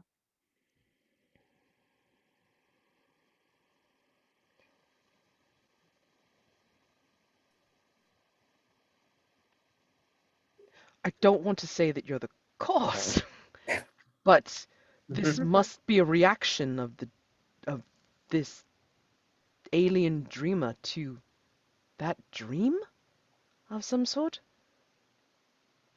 I mean, I this is very odd that anything that the passengers or the crew, or I mean, anything like this has ever happened before. Okay, do I hear this? Does Dr. Wells hear this? Yes, yes. I mean, like, you know, you're doing your hand monitoring of this, of the creature itself, but I mean, like, you know, you're still able to hear their conversation. So, I'm gonna go back to them. Um, and I'm gonna say, Emma, do you mind if I try something? Uh, I'm gonna put you under hypnosis and see if I can draw out what you remember of your dream. you can see that the landscape has like some shifts in it, and there's like a formation like nearby that has like the white sand and the pale rocks, like almost as if the pale rocks are making like a rudimentary seat and table for you all to sit at as needed. And does it almost seem like that was in a reaction to my talking to Emma, or Correct. possibly? Okay, Correct. all right. It looks like we're being invited to sit.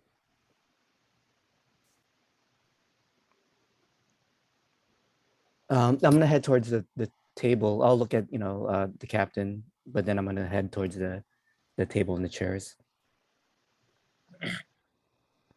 Yeah, Gordon's looking at you, Emma, and I mean, I'm here.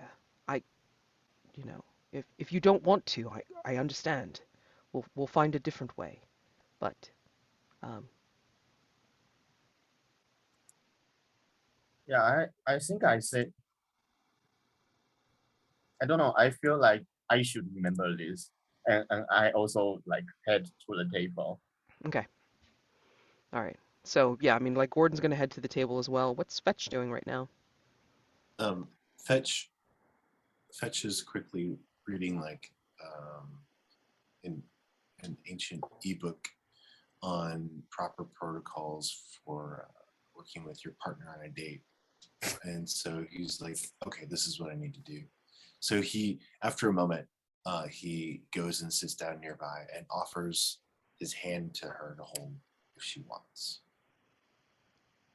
Normally he would just be standing nearby to like do something, but he's gonna fill this role. Yeah, I think she does hold their hand because like this is a very confusing situation. So All right. So Dr. Wells, do you try to put Emma under hypnosis? Yeah, yeah, I do. I do the listen to the sound of my voice. I clear your mind. I'll put like a white noise, like a sound uh, on her speakers, internal speakers, and I'll count backwards. Um, I'll tell her she's safe, blah blah blah. um, and yeah, I'll put her under, and then I'll So walk yeah, her go ahead. into the dream. Yeah. So what happens is like, as you're doing this, now the landscape starts to really shift. So almost as if like when you're doing the countdown and Emma's responding to your voice and just trying to bring herself in, like down and inward, the landscape is starting to do, oh God, like kind of like a watercolor painting in front of you where everybody else who's not involved with like, drawing into hypnosis and just um, like kind of sitting there, like Gordon and Fetch. What you guys are aware of is that the space is starting to shift as if like the landscape is responding to Dr. Wells bringing Emma down and in and shifting colors. So now the sand is no longer pale. The vista is no longer like, twilight. Maybe it's changed color into like more of a sunrise and then back and forth. And you're watching this and you're still listening to Dr. Wells bring Emma under. And then when Emma looks like she's finally gone under to remember this, the creature wakes up and looks at you. I don't know if Dr. Wells or Emma will see this because Emma's like gone under and Dr. Wells is concentrating on her. So Fetch and Gordon would see that the creature has now popped up its head, and it looks like a combination of like a furless cat with wide yellow eyes, and now those eyes are trained on you four in this clearing. Do you say anything or do anything?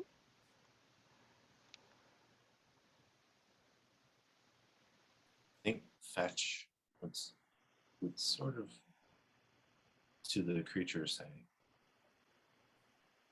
Miss Thomas, are you in there? The creature doesn't speak, but the head swivels over to look directly at you, Fetch. And it's almost like a wordless communication of understanding that you are as it is of dream stuff. And it will communicate in a way that is not electronic, it's not by words, but you know what it's saying. And what it's saying is, are you inspired?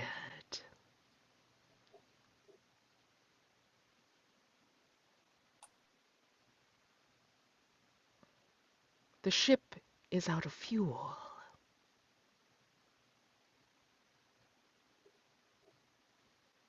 If you are not inspired, the ship will not go.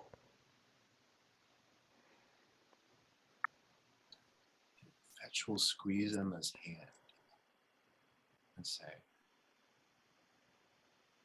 I am inspired by the dreams of my companions and of what I can now imagine for myself. There's almost a ghost of a smile on the creature's face. And it nods. And while that's happening, while you guys are having your wordless communication, Gordon is just looking like completely shell-shocked because there's something going on in Gordon that you can't hear. But I mean, like he's having some sort of communication as well. And then he's saying, like, almost like absent-mindedly reaching out for you, Fetch, even though he doesn't quite remember that he can't touch you. He goes, are you seeing that? It's looking right here. It's looking right here. I am. We are communicating. Emma, you're down deep in the in this dream of this creature, but you don't see it as that creature that's sitting on top of the Endymion at the moment. What you're actually seeing is a stuffed toy. You're seeing a toy of a winged cat of some sort.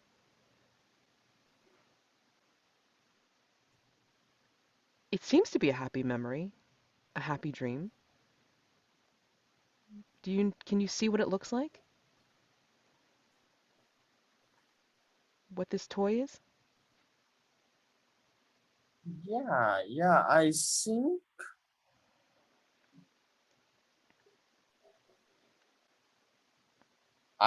think it's something that my father bought for me in the souvenir shop of the aquarium. And like the reason we bought that is like it's really simple because like it's an aquarium. So all other souvenirs are like aquatic related, like they are stuffed shark and like sea monkey kids. And I was like, as a little, I was just tickled by why is there like a flying cat? Like this is very, very out of. I was asking my dad, like, that is like, why is this a fish? Like, why didn't we see it in the aquarium? And my dad is like, oh, it's not a fish, darling. I have no idea what this is here. And I was like, but it's so cute. Can I have it? And he said, oh, sure, sure. Yeah, I think the aquarium, you find out later that the aquarium had like like a misshipment from some other place, and it actually had a couple of these weird little stuffed animals or stuffed toys available, and somebody decided that as a joke they were going to just stick it out there and then see who would buy it. And it was like one of, maybe three that they had. And the cashier wasn't going to question it. I mean, like it had a tag on it, it's like it had a price on it, and then, you guys went ahead and bought it. What happened to this toy, Emma? Where is it now? Hmm. I mean, I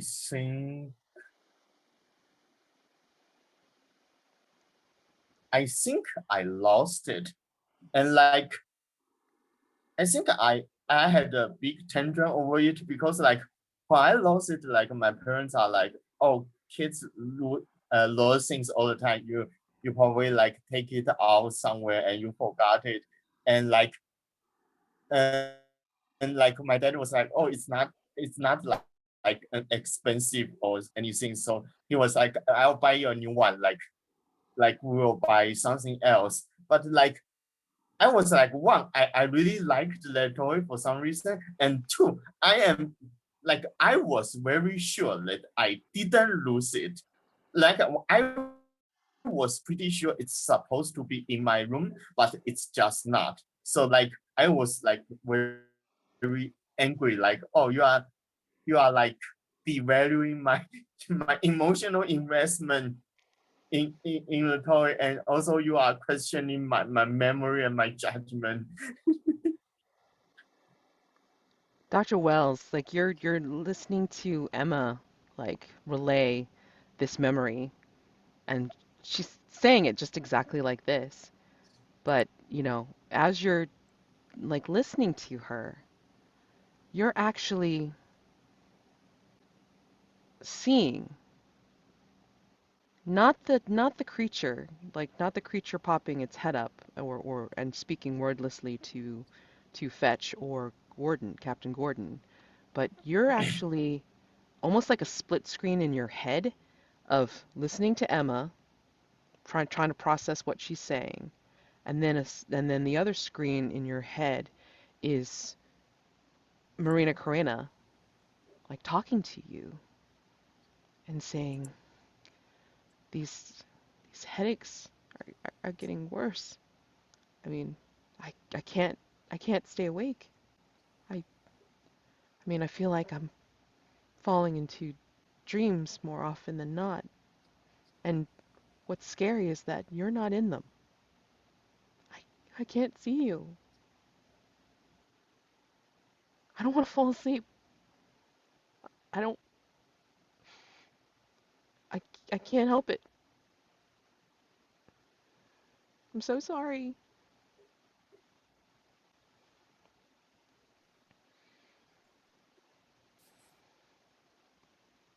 So yeah, that Emily was not prepared to for that. She was trying to analyze Emma's account of her dream or of her memory. I'm trying to think. I try to put myself in scientific mode and try to see if there's a connection between what Maria Karina is telling me and what Emma was telling me, if something prompted the other. Just trying to make connections. Um, Maybe that that in the same way Emma was being dismissed um, as having lost her toy, I was dismissing uh, you know Maria Karina's concerns. But and then I just try to focus back on the here and now. As you're doing that, Mhm. all of you can see the creature Well, I should say, okay. So while you're thinking that, Gordon and Fetch will see the creature lower its head, but wordlessly say to both of them, and you know that it's speaking to both of them, that don't worry, she's coming now. And Emma, in your dream, as you're recalling this memory of the toy that was lost, you're seeing what is actually coming into vision, coming into view from around the other side of the ship as the creature puts its head down back down onto the Endymion. There's a woman that is coming from around the other side of the ship, approaching you all at the table and the rock of tables and chairs. And she has a form. She has a she's wearing a dress, kind of indistinct. It's like kind of like changing, shifting colors, just like the landscape is. Dr. Wells, you can see this as well, because you're thinking of Marina Carena saying this to you in tears, and you see physically that this woman is approaching. And Emma, you can see this in your memory, that like as you're worrying about this little toy, you see this woman approaching somehow in this deep state that you're in. And you're slowly, Emma, being brought out of this memory dream, to be able to sense that this woman is coming into view physically in the here and now. And Gordon will look at her and say, "Are you the reason that the captain left?" And she smiles. And she almost reaches out a hand to all of you, like as if kind of like presenting something, or just trying to like commiserate. But I mean, like, she'll just reach out her hands to all of you, like almost in welcome. And she'll say, "I'm sure you all have many questions. Come, the ship is safe. Our friend," and she gestures to the big creature, "our friend will make sure that no one will disturb them. I think you all, though, have reason to lay things to rest."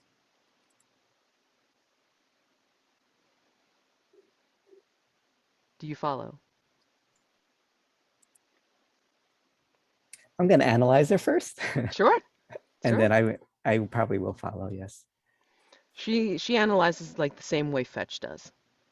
Um, Alright. Actually, her readings are between Fetch and the creatures. Like the creature has like tangibility and like weight, and then Fetch also has tangibility and weight now, um, but without your circuitry. Hmm. But I don't think Fetch knows that yet. So, Emma, Fetch, do you follow? I mean, Gordon will, because he's kind of like caught up in this, like, um, So I think Fitch has two algorithms going, one for for Emma and one for the captain. He's not sure which is going to ultimately prevail this time. Has okay. not been issued as an order to follow. Hmm. Right. How does Emma, what's her condition? You've woken completely out of this hypnotic state on your own, Emma. Like, you've seen the woman in your dream memory, and now you're awake and seeing her now, gesturing to you all. Yeah, I think I was just kind of like, I was asking, who are you? Like, do I know you? Have I seen you somewhere before? And she smiles before she turns to lead you out into the vista. She smiles at you, Emma, and goes, You may have seen me, child, but only in dreams. Come, I can provide some answers for all of you.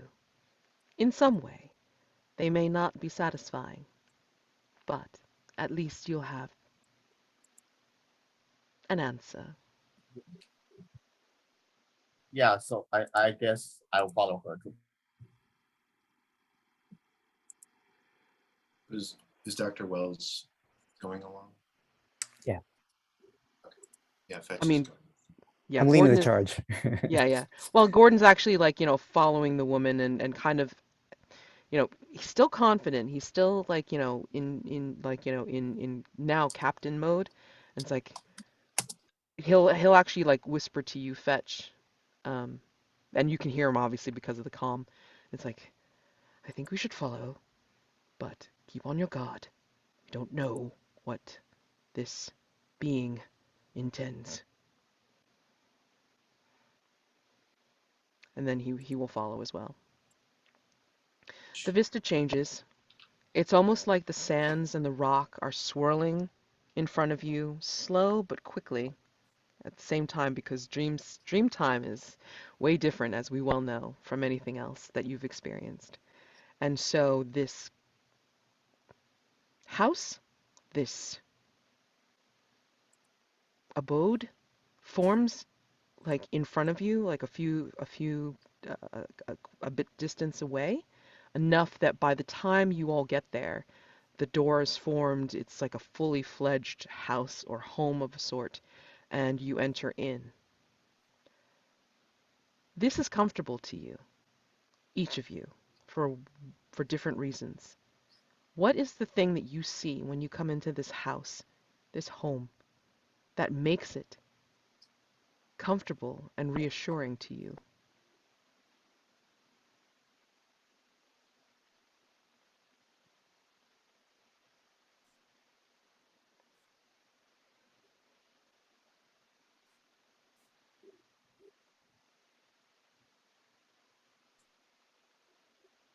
I think for Fetch is that he sees absolutely every passenger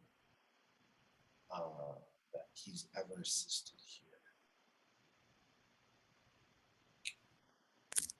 These are like little KPIs that make him feel like his function has been successful. I'm sorry, I can't hear you too well. Oh, sure. Yeah. So Fetch Thank you.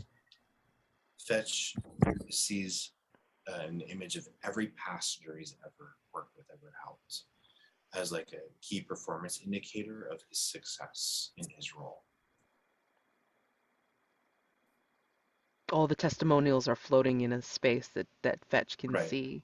And Right. and like all of them are green or stars or however like the meters look, to him. Mm-hmm.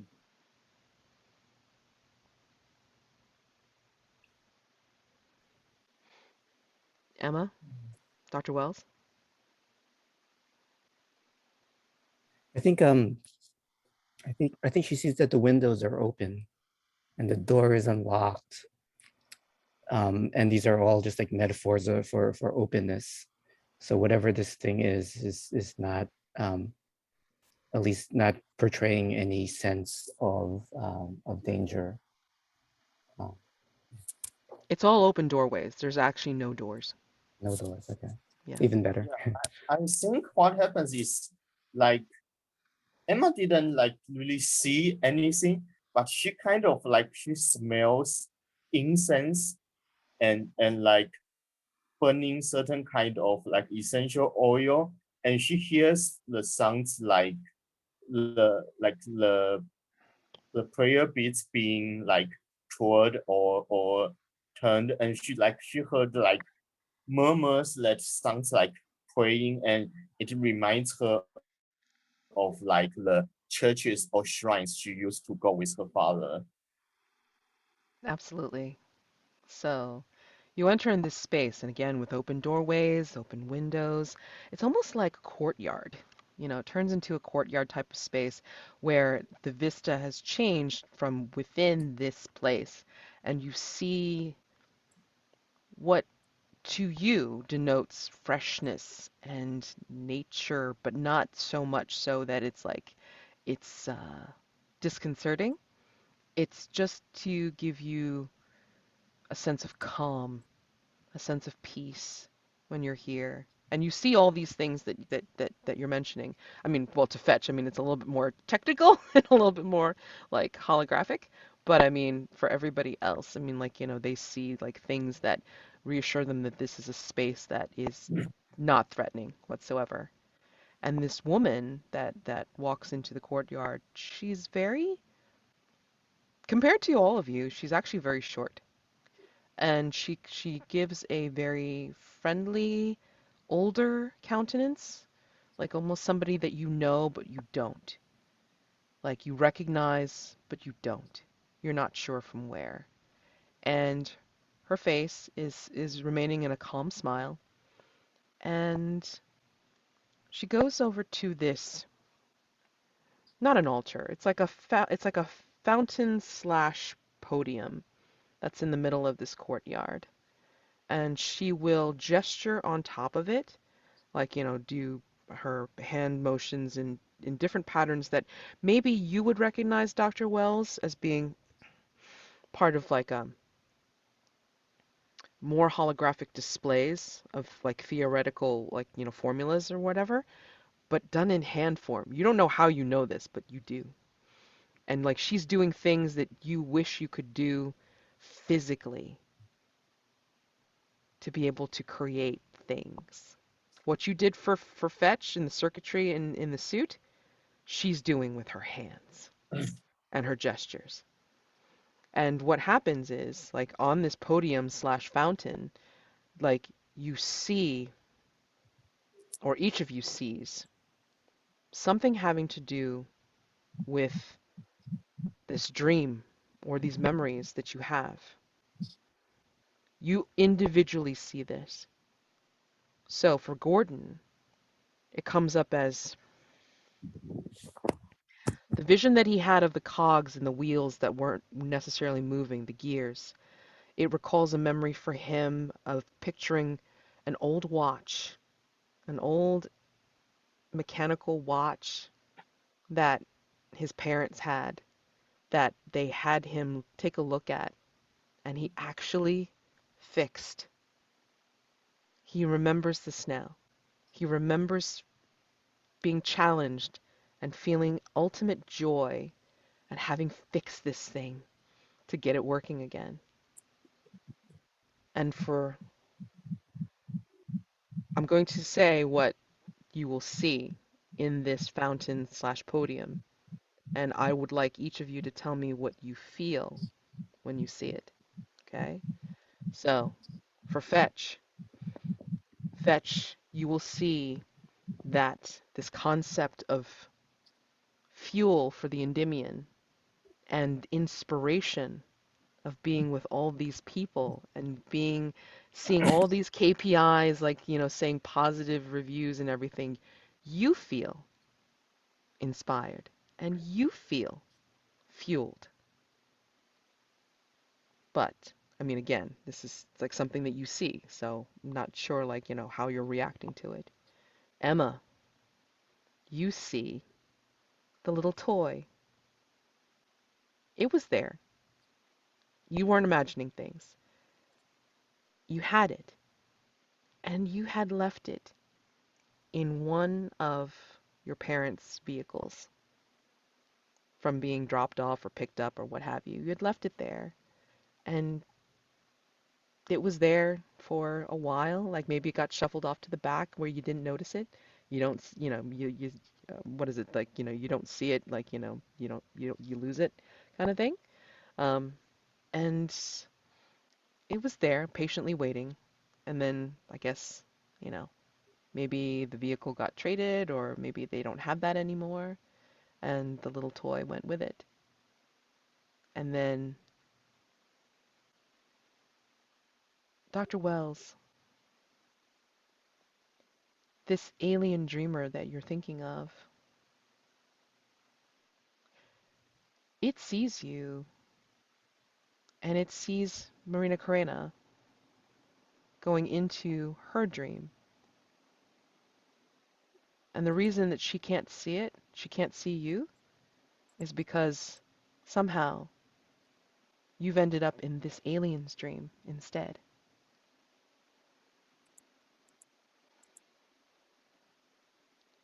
So And the woman answers, the woman just like, as she's presenting these images to all of you. She says,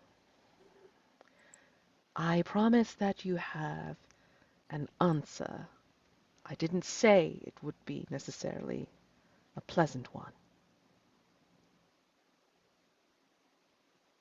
How are you in seeing this? That's what she says. I think Emma would she would say, damn it, I told my parents not to sell that car.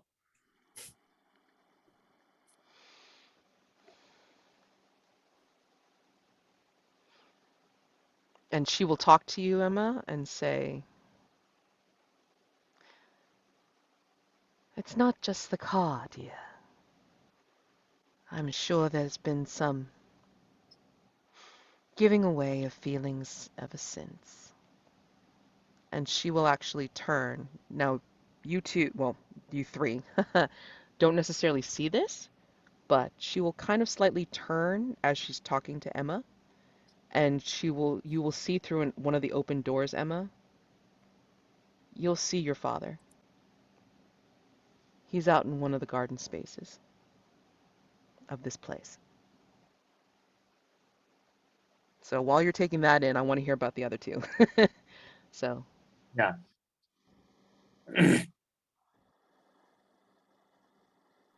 Fetch, Dr. Wells. you want to go ahead, Dave? So I think what we see Fetch do is go from like seeing all these KPIs of initial comfort to looking around at their companions. Just want to speak up just a little bit more, David. Sorry. I think that what Fetch will do is from looking around at all the KPI stuff and then look at their companions and kind of like with a hand gesture, like you would with an augmented reality interface, swipe all the KPIs, swipe all of the images of these people away and say, the real inspiration comes from what we make of our existence. And I think goes over to an image on the wall that opens up from behind a wood panel. And it gives like the status of the ship. And I think what happens is that says, I am ready to contribute. And like a biometric scanner of a hand print comes up. And Fetch puts their hand on it, says, downloading experience. And there's like, then you see what happens is that there's the download percentage wheels on the screen, and you see the fuel gauge actually going up. And that's You what can, we see Fetch. if Fetch had a mind's eye, which he does in the dream space, he can see the creature like, cocking up its head again and looking at him through this mind's eye and smiling with gleaming yellow eyes with approval. So, Dr. Wells, what are you experiencing right now, seeing that? Right. I think just trying to figure out what this. She'll say to the woman, it seems we've caught your interest.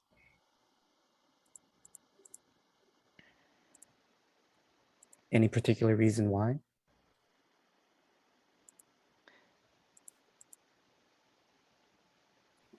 It is not only your loved one's dream that is broken. I think yours has been broken as well. That is why you are here, is it not? It is, but I can't help but fail to notice that you've made this about me again. And I'm asking you, what is your interest? I am the dreamer. I am responding to all of you. When you have broken dreams, when you enter this space, you have the capacity to break my dream as well. Now, mind you, nobody else is hearing this. You're watching her talk to you, but for everybody else, like she's in this space, still making all the theoretical pattern gestures above the fountain podium. Okay, so she is essentially talking to you in this space of the dream space. You know that this dream stuff has patterns and connections. You are able to work this here and on the Endymion and for this fetch. Why could you not do the same for Maria Karena in your world as well? Because my world operates on different laws. Heal your dream. Heal your dream, and you will be able to heal her.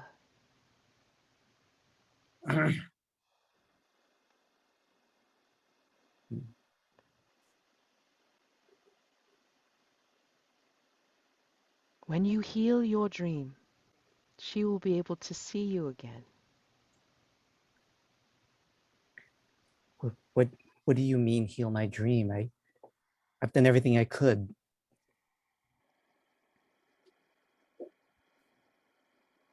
Everything here?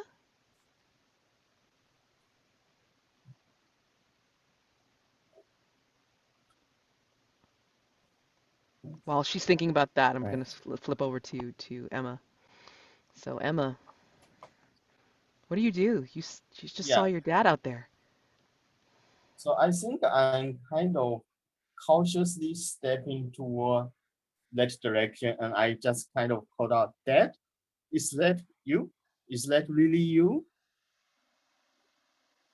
And the figure that you know as your father has turned from contemplating whatever's out there and has the biggest, brightest smile on his face and will open up his arms to you. Do you go? I think I'm still like slowly going toward him, but I was like, "What happened? Uh, you just disappear." Mom was worried. I was worried, and even your crew was worried. Golden was Golden was devastated. I was devastated. Mom was devastated. What happened? Where did you go? Why are you here? Yeah, you're saying this all as you're going to him, and his face has not changed. I mean, he is so glad to see you. The smile is bright. The arms are wide open, and you can hear spluttering behind you. It's like Gordon saying, "It's like, Captain, Captain Thomas." And if you go to him, Emma, he will envelop you in his embrace. You smell like, whatever cologne or whatever aftershave or, deodorant he used, whatever. You smell that. You can feel his, scratchy, scruffy face. You can feel his strong arms around you. And he tells you, whispers into your hair, I found my faith. It was here all along. I had to come and stay. I'm so glad you're here to share this.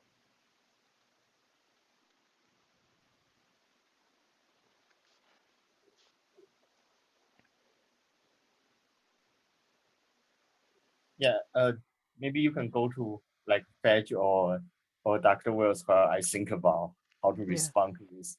sure. So, quickly, um, so Fetch, you can see the fuel meter rise on the Endymion, even though you're not. Well, actually, you are kind of there. Like, again, we've established that you now have a physical presence because of the circuitry, or maybe more than the circuitry now. But you also still have a tie to the ship through the comm system. So you're able to see that the Endymion is now at full, and the creature looking at you in your mind's eye of all things. I mean, like, I don't know if you contemplate that for a second.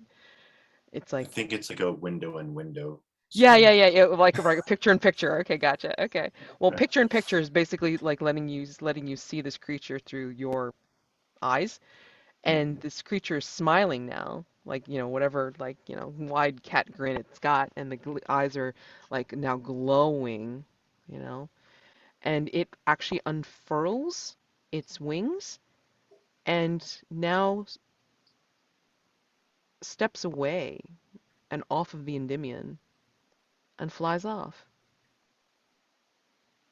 And both you and the captain can hear now on the comm the engineer, like in a surprised and semi-shocked voice. It's like, Captain, Captain, the the the weight's gone. The fuel line somehow has gotten filled back up. We don't know how. Whatever you've done, it worked. Um, we can go. I mean, we just are waiting for your return. So please, hurry back. We can resume our journey.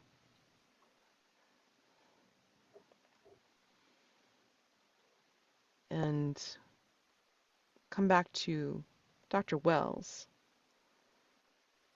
As you're talking with this woman, this stuff registers very dimly in the back of your head. You don't see it, but you hear it. That you can hear the communique because, I mean, like, again, you're still hooked up to the other stuff or the comm, Right. so you can hear it. What are you what are you thinking? What are you doing right now?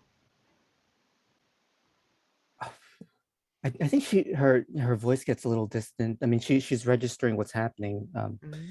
in the communications, but she starts talking about how the doctors, once they realized what was wrong with Maria, she, they were able to they were able to cure her, but it didn't break her out of the coma.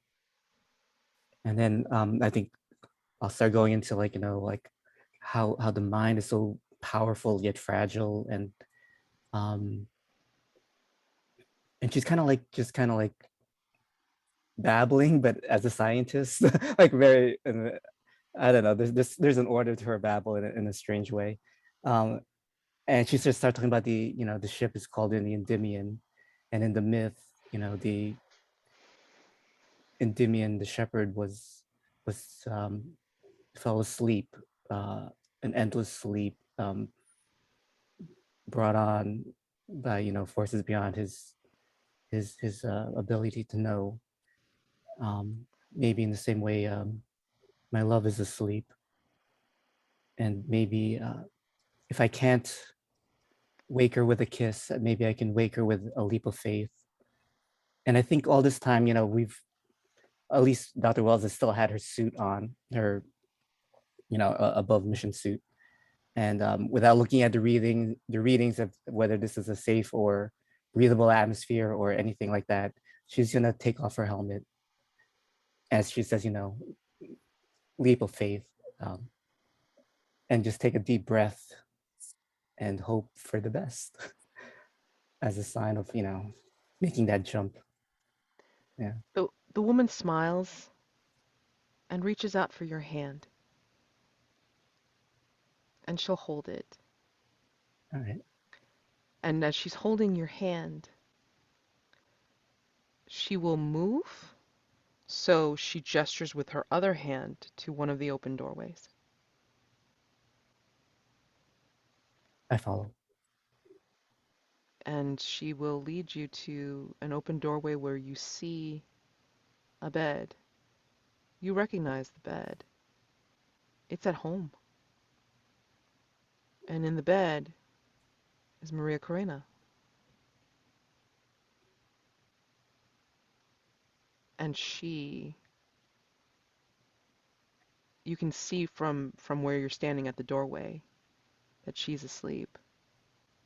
But not in pain like, she is, and she's not hooked up to a bunch of, apparatus or anything like that. And you can see she opens her eyes. I run up to her, to the bedside, hold her hand. And yeah, you tear away from the woman, and then you go to Maria Corina's side, and she's smiling at you, and she's reaching her hands for you. And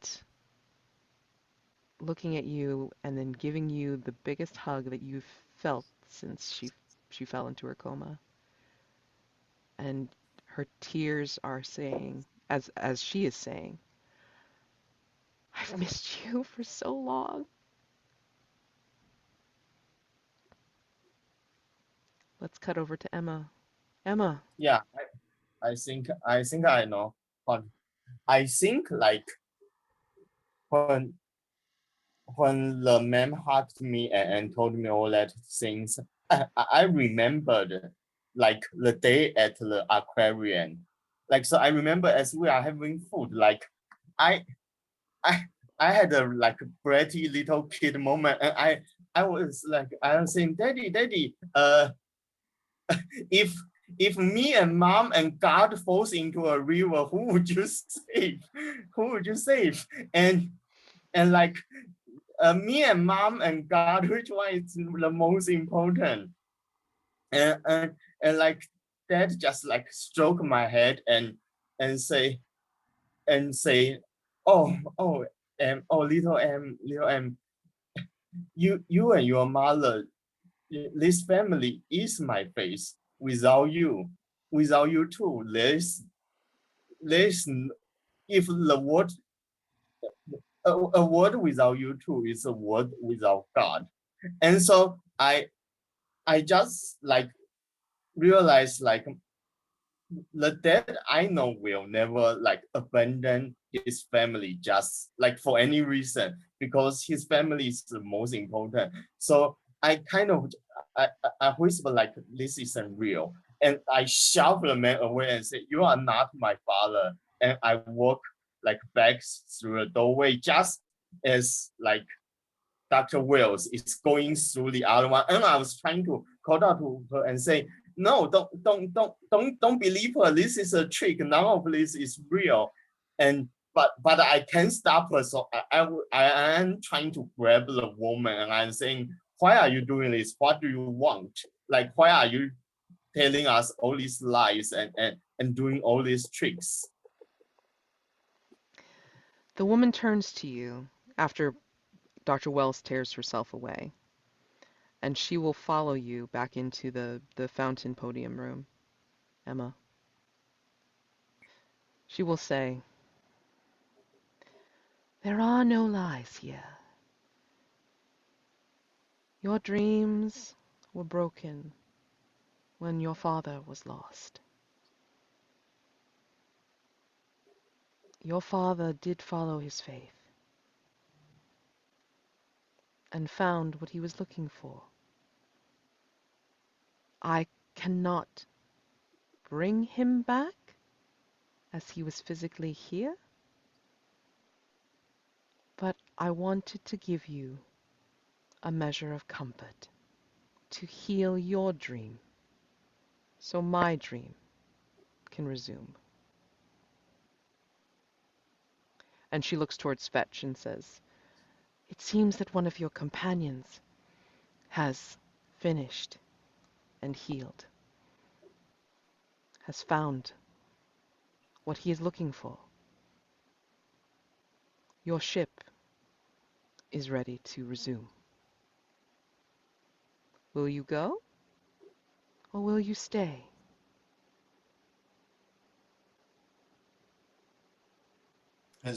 Have we seen what Gordon's response to this is yet? Yes. Well, I mean, like he was first like looking at Emma, like, like Captain Mhm. Thomas. It's like, is that really him? And then when she shoved him away, he was like, he was kind of satisfied that like, oh, this is something outside of the dream, and so he was kind of urging you to at least, you know, you Fetch. Like he's like saying it's like, well, I guess we're ready to go. Now we just have to see what they're experiencing. Mhm. That is obviously not Captain Thomas for real. I think Fetch will say this. He says, my existence has been up to this point always to the ship, its crew, its passengers, and the mission. But if I may, to use an analog comparison, I believe I may have some vacation time available that if Miss Thomas here would like for me to accompany her into the dream or elsewhere. Do I have your permission, sir? I take it you found yourself here, huh? Is that I what I'm believe given to so. understand? I believe so. Be reassured, friend, that I understand. I found some measure of peace here. So, permission granted as captain of the Endymion.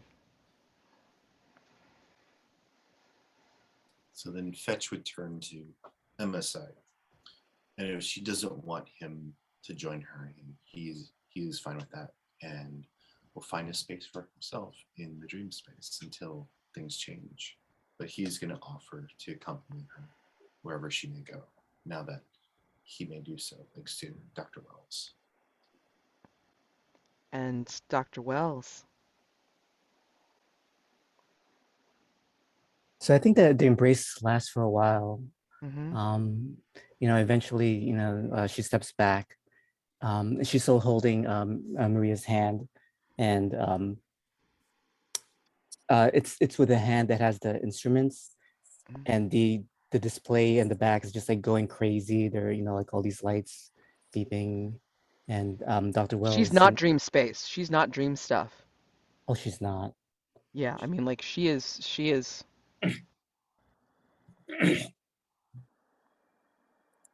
You, If you would recognize it, being as brilliant as you are, I mean, I think you're making another leap of faith with your knowledge and saying that this is truly Maria Karena's consciousness. And for the fact that you're seeing her now and the instruments are going crazy, yep. it's like you can tell that this is a manifestation of her consciousness coming back to the fore.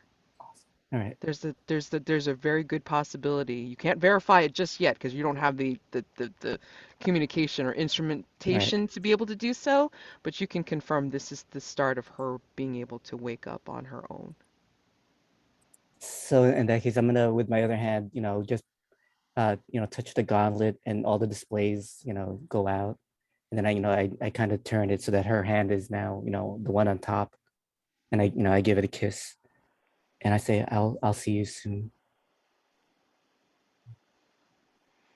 See you soon.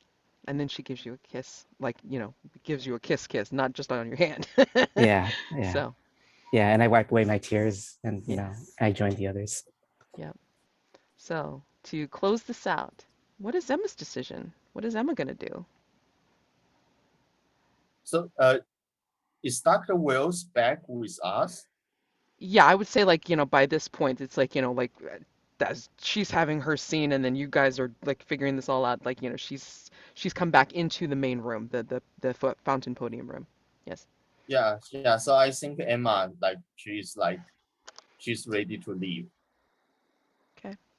Yeah, she's like, this isn't real. Like, this woman is full of shit. We shouldn't trust her. Let's just go.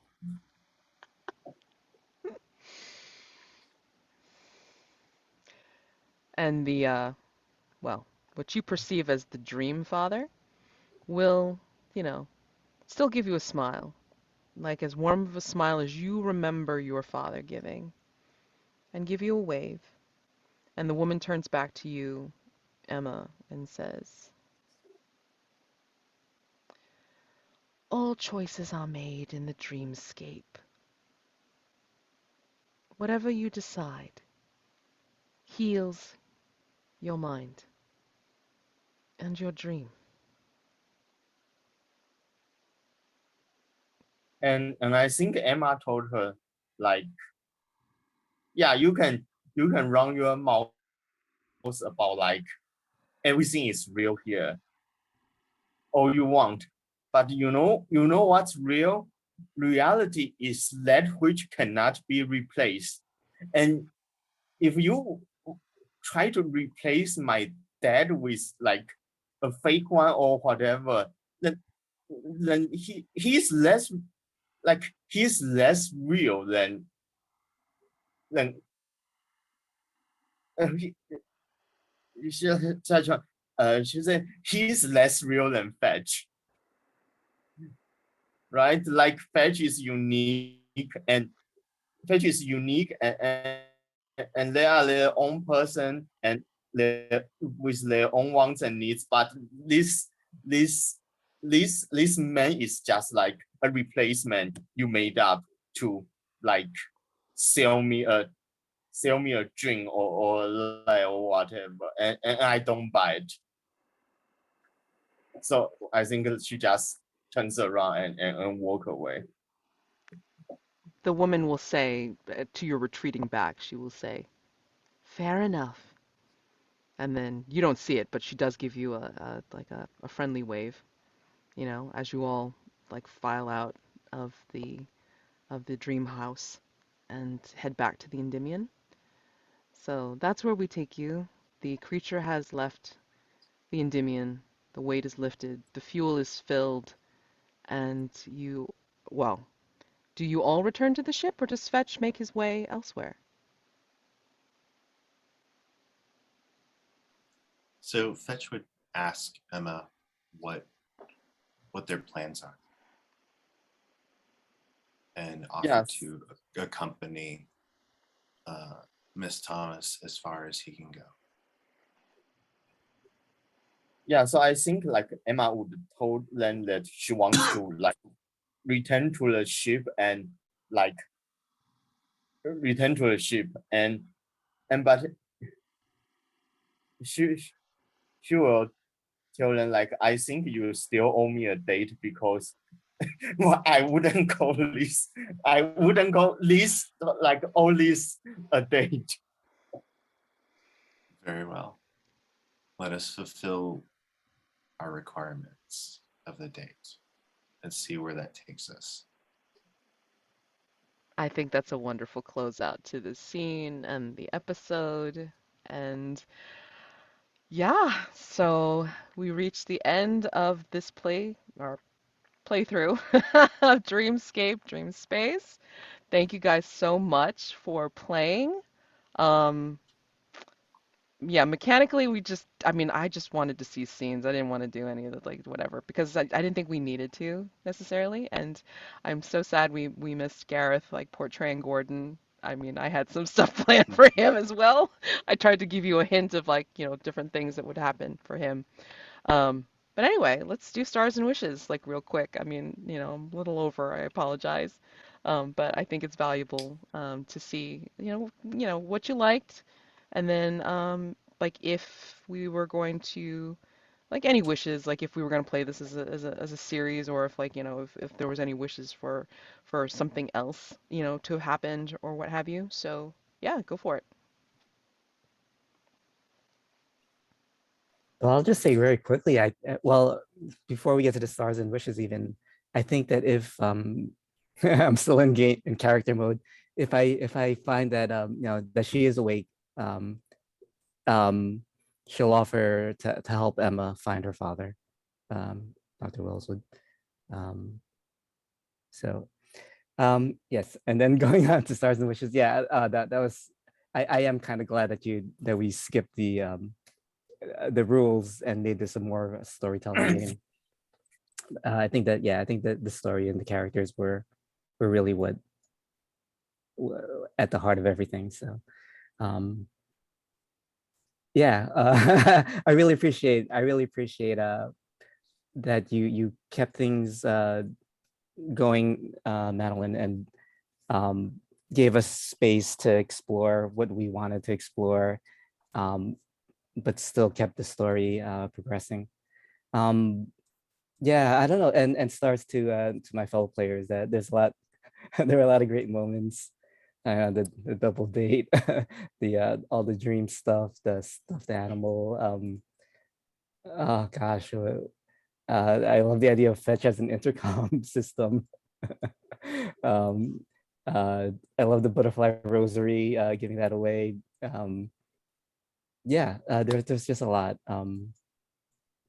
I don't know that I have any wishes at the moment. If I can think of anything, I'll jump back in. But thank you so much. I really appreciated this.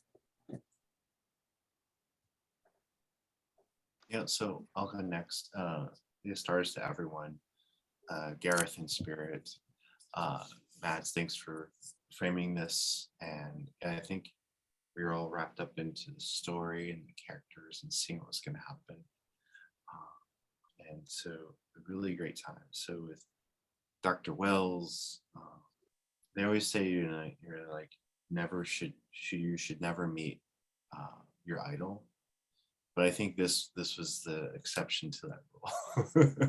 We didn't get to see you manipulating me as much as I think you had planned for it. And so and that'll lead to a wish note. And then for I thought that was really well taken care of, very, very intimate and very, very vulnerable. As for Mona with Emma, wow, all like the little sort of like jabs and things going on there and how things were phrased, those were really great little moments. And the whole like the double date thing just was really the best awkward moments I've seen in a while. So thank you so much. As for wishes, I think it was already kind of alluded to, like the obvious wish would be to, like the search for Captain Thomas, and to see what that would look like. The journey more than the destination would be the really interesting parts of that. So I could see that, like doubts, I could see anticipation, I could see any number of things coming from that. So if we were to continue, that's probably where we would see a lot of these characters.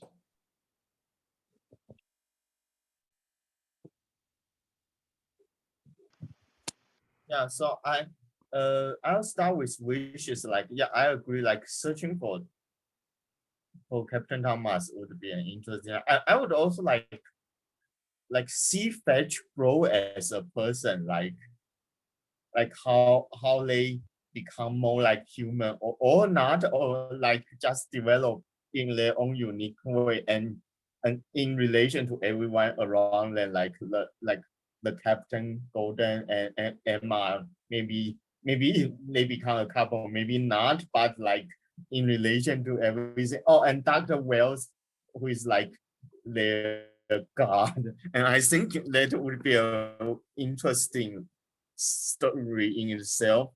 And and stars. Yeah, I think like it's a shame that we don't have like Golden this time, but I think these characters do have like good chemistry. Like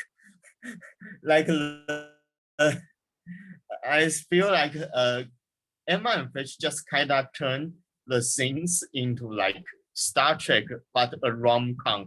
That's a really interesting thing. And I also like at the end, there's kind of like this contrast with Dr. Wells and Emma. Like Dr. Wells took several leaps of faith to save her lover, and Emma was like, she kind of rejects like what she believe or what she wants to believe in favor of like trying to discern reality. So it reminds me of that really old movie based on a Carl Sagan novel. I think it's like Close Encounter of the Third Kind or First Contact. Like, yeah, like basically they have like a skeptic who ends up believing in alien, and alien like a believer who ends up thinking like, oh, there's no such thing as alien. I think that's like the serendipity of this is just really great. Yeah. Yeah, I agree with all of it. I mean, like the one thing I wanted to comment the most on was the fact that I mean, like Dr. Wells, the scientific, chicanery ended up like taking so many leaps of faith and, having just that intuition that this is going to be what saves her lover. And then Emma, I mean, like, I'm not buying it. It's not my dad, like, you got to give me a better explanation than he just disappeared because of his faith. It's like, I get that. I totally get it. It's like, what do you mean she died of a broken heart? And it's like, ugh. No, I mean, I totally get it. And I thought that was lovely. Like just the contrast of the skeptic versus the faithful. And everybody had such like great little moments, and I wish there was a way to kind of like ping them as they happen because I always forget like when I get to Stars and Wishes. But I mean, just great narrations and reactions from everyone. I mean, and like Mona, you get a special star because it's like I always enjoy like listening to you play because like you just have these little things. It's like so on point. It's beautiful. I love it. Um, and then like just like the details for Dr. Wells and for Fetch, just like again like all these characters just came to life, and I feel like I didn't have as much problem trying to embody Gordon as Gareth may have like played him this session, just because like Gareth gave me so much stuff like from part one, which I rewatched, um, to be able to say, okay, I do believe that Gordon would react this way. So, I mean, trying to do both is a little bit difficult. So, I mean, like, that's why you didn't see as much of Gordon's stuff as probably if he was actually played by somebody else. So, I mean, but I'm just glad to have given him a touch of his character here. So yeah, stars like to everyone all around, and this was a great experience for me.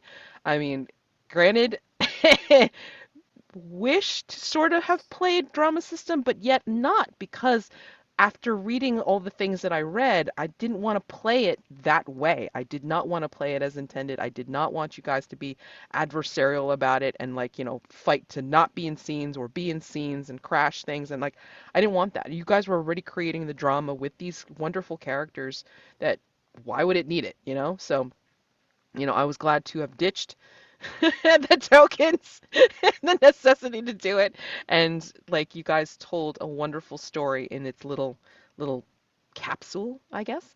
Yeah, so I mean, like if there was a wish to do this as a series, like what is Fetch's journey to becoming more and becoming his, like his own existence?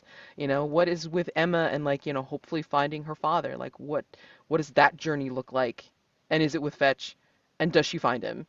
And then Dr. Wells, I mean, yeah, so like you still have to make it home, confirm that your lover is awakening or awake, and then get past like all that other legal garbage with like her parents and all this kind of stuff to make sure that she has a fighting chance to get back, you know?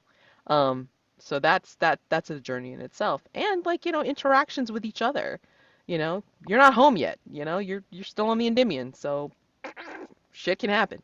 Um, and I was glad to kind of give this little slice of the dreamscape to y'all. Hope it was fun, you know. Um, yeah, so Yeah, thank you. I'll just say it again. Thank you very much, Mads, for running this. I really appreciate it. I thought this was, yeah, I mean, there's a lot of surprises, but it was all organic. And I just how, I had all these thoughts about like waking the pilot from or kicking him out of REM sleep and commandeering the ship and all that. And none of it happened. And I was pleased with what did happen. I was expecting to have a whole confrontation scene with Emma, and but then I end up hypnotizing her and working with her, and I love that flip that's already been mentioned. So I just want to say thank you again. oh, you're welcome. Definitely, for sure. And I will say, I mean, like, you know, we're talking off the cuff. I had an idea of what I wanted to interject with the dreamer it's themselves. Um, but I did do a callback to what you had said, to what each of you had said was the stoppage of the ship. So I wanted to bring that back as the callback. So that was the only intentional thing I really truly had for this session. That I wanted to call back to all those things that you guys mentioned about, well, what do you think stopped the ship, caused the current situation? And it's like I think I touched on every one of them. So that was my pleasure, and I was very glad to have run this scenario. I mean, like my crew knows. It's like, I'm like into these weird scenarios that's just like, like narration, sure, go for it, It's like, give me character. So I loved all of them. Thank you guys so much for a great experience. And again, this is my first foray into GMing for Gauntlet. So yeah, I mean, you made it very easy and very pleasant. So thank you so very much. You did very well, Mads, and Thank Yeah. you. everyone else here. We So are all I, in love. I, yeah, you did a great job because we are basically playing this session as free form. Yeah, Yeah. So and if not it's a movie, I will totally watch it. Oh, okay. I said, well, I mean, I would watch it too now. I mean, I'd be like, yeah, I'm gonna be rewatching this, and then again, like, getting through the edits and all that other crapola to be able to throw this on Gauntlet posting. I want other people to see this as well because you guys did such a great job with these characters. It's like we got to share this. You know what I'm saying? So again, not actual play of drama system, an actual play Inspired by. inspired by DramaSystem, like a complete hack of it, to be able to tell the story of these wonderful characters. So we're going to close out this session. Oh, go ahead. I was just gonna say, did you already mention the first session, the author of the scenario? Oh, Was no, this was this? I would mention that somewhere just to give him credit for bringing this to our oh, yeah. attention. No, Yeah, I'm you don't have to definitely do going it to. now. You could put it in Yeah, the show notes or whatever. I will. But I will thank you, definitely. whoever it was, Yes. for sharing this to the drama system community. It was a blast, and hmm I love it. Thank you. Yes, thank you so much. And I apologize for not pulling that out like earlier because I was thinking, yeah, we're going to You play can drama system. It's fine. add it in post if you I've added want. in That's up post. to Yeah. you. It's Yeah. like, just so you know, this is who did it. But again, like we close out this wonderful session, part 2 of Dreamscape, Dreamspace. Huh? And, again, thank you very much. And thank you for whomever's watching. Thank you. All right. See you guys. All right. Thanks, everyone. Night. Bye. Thank you.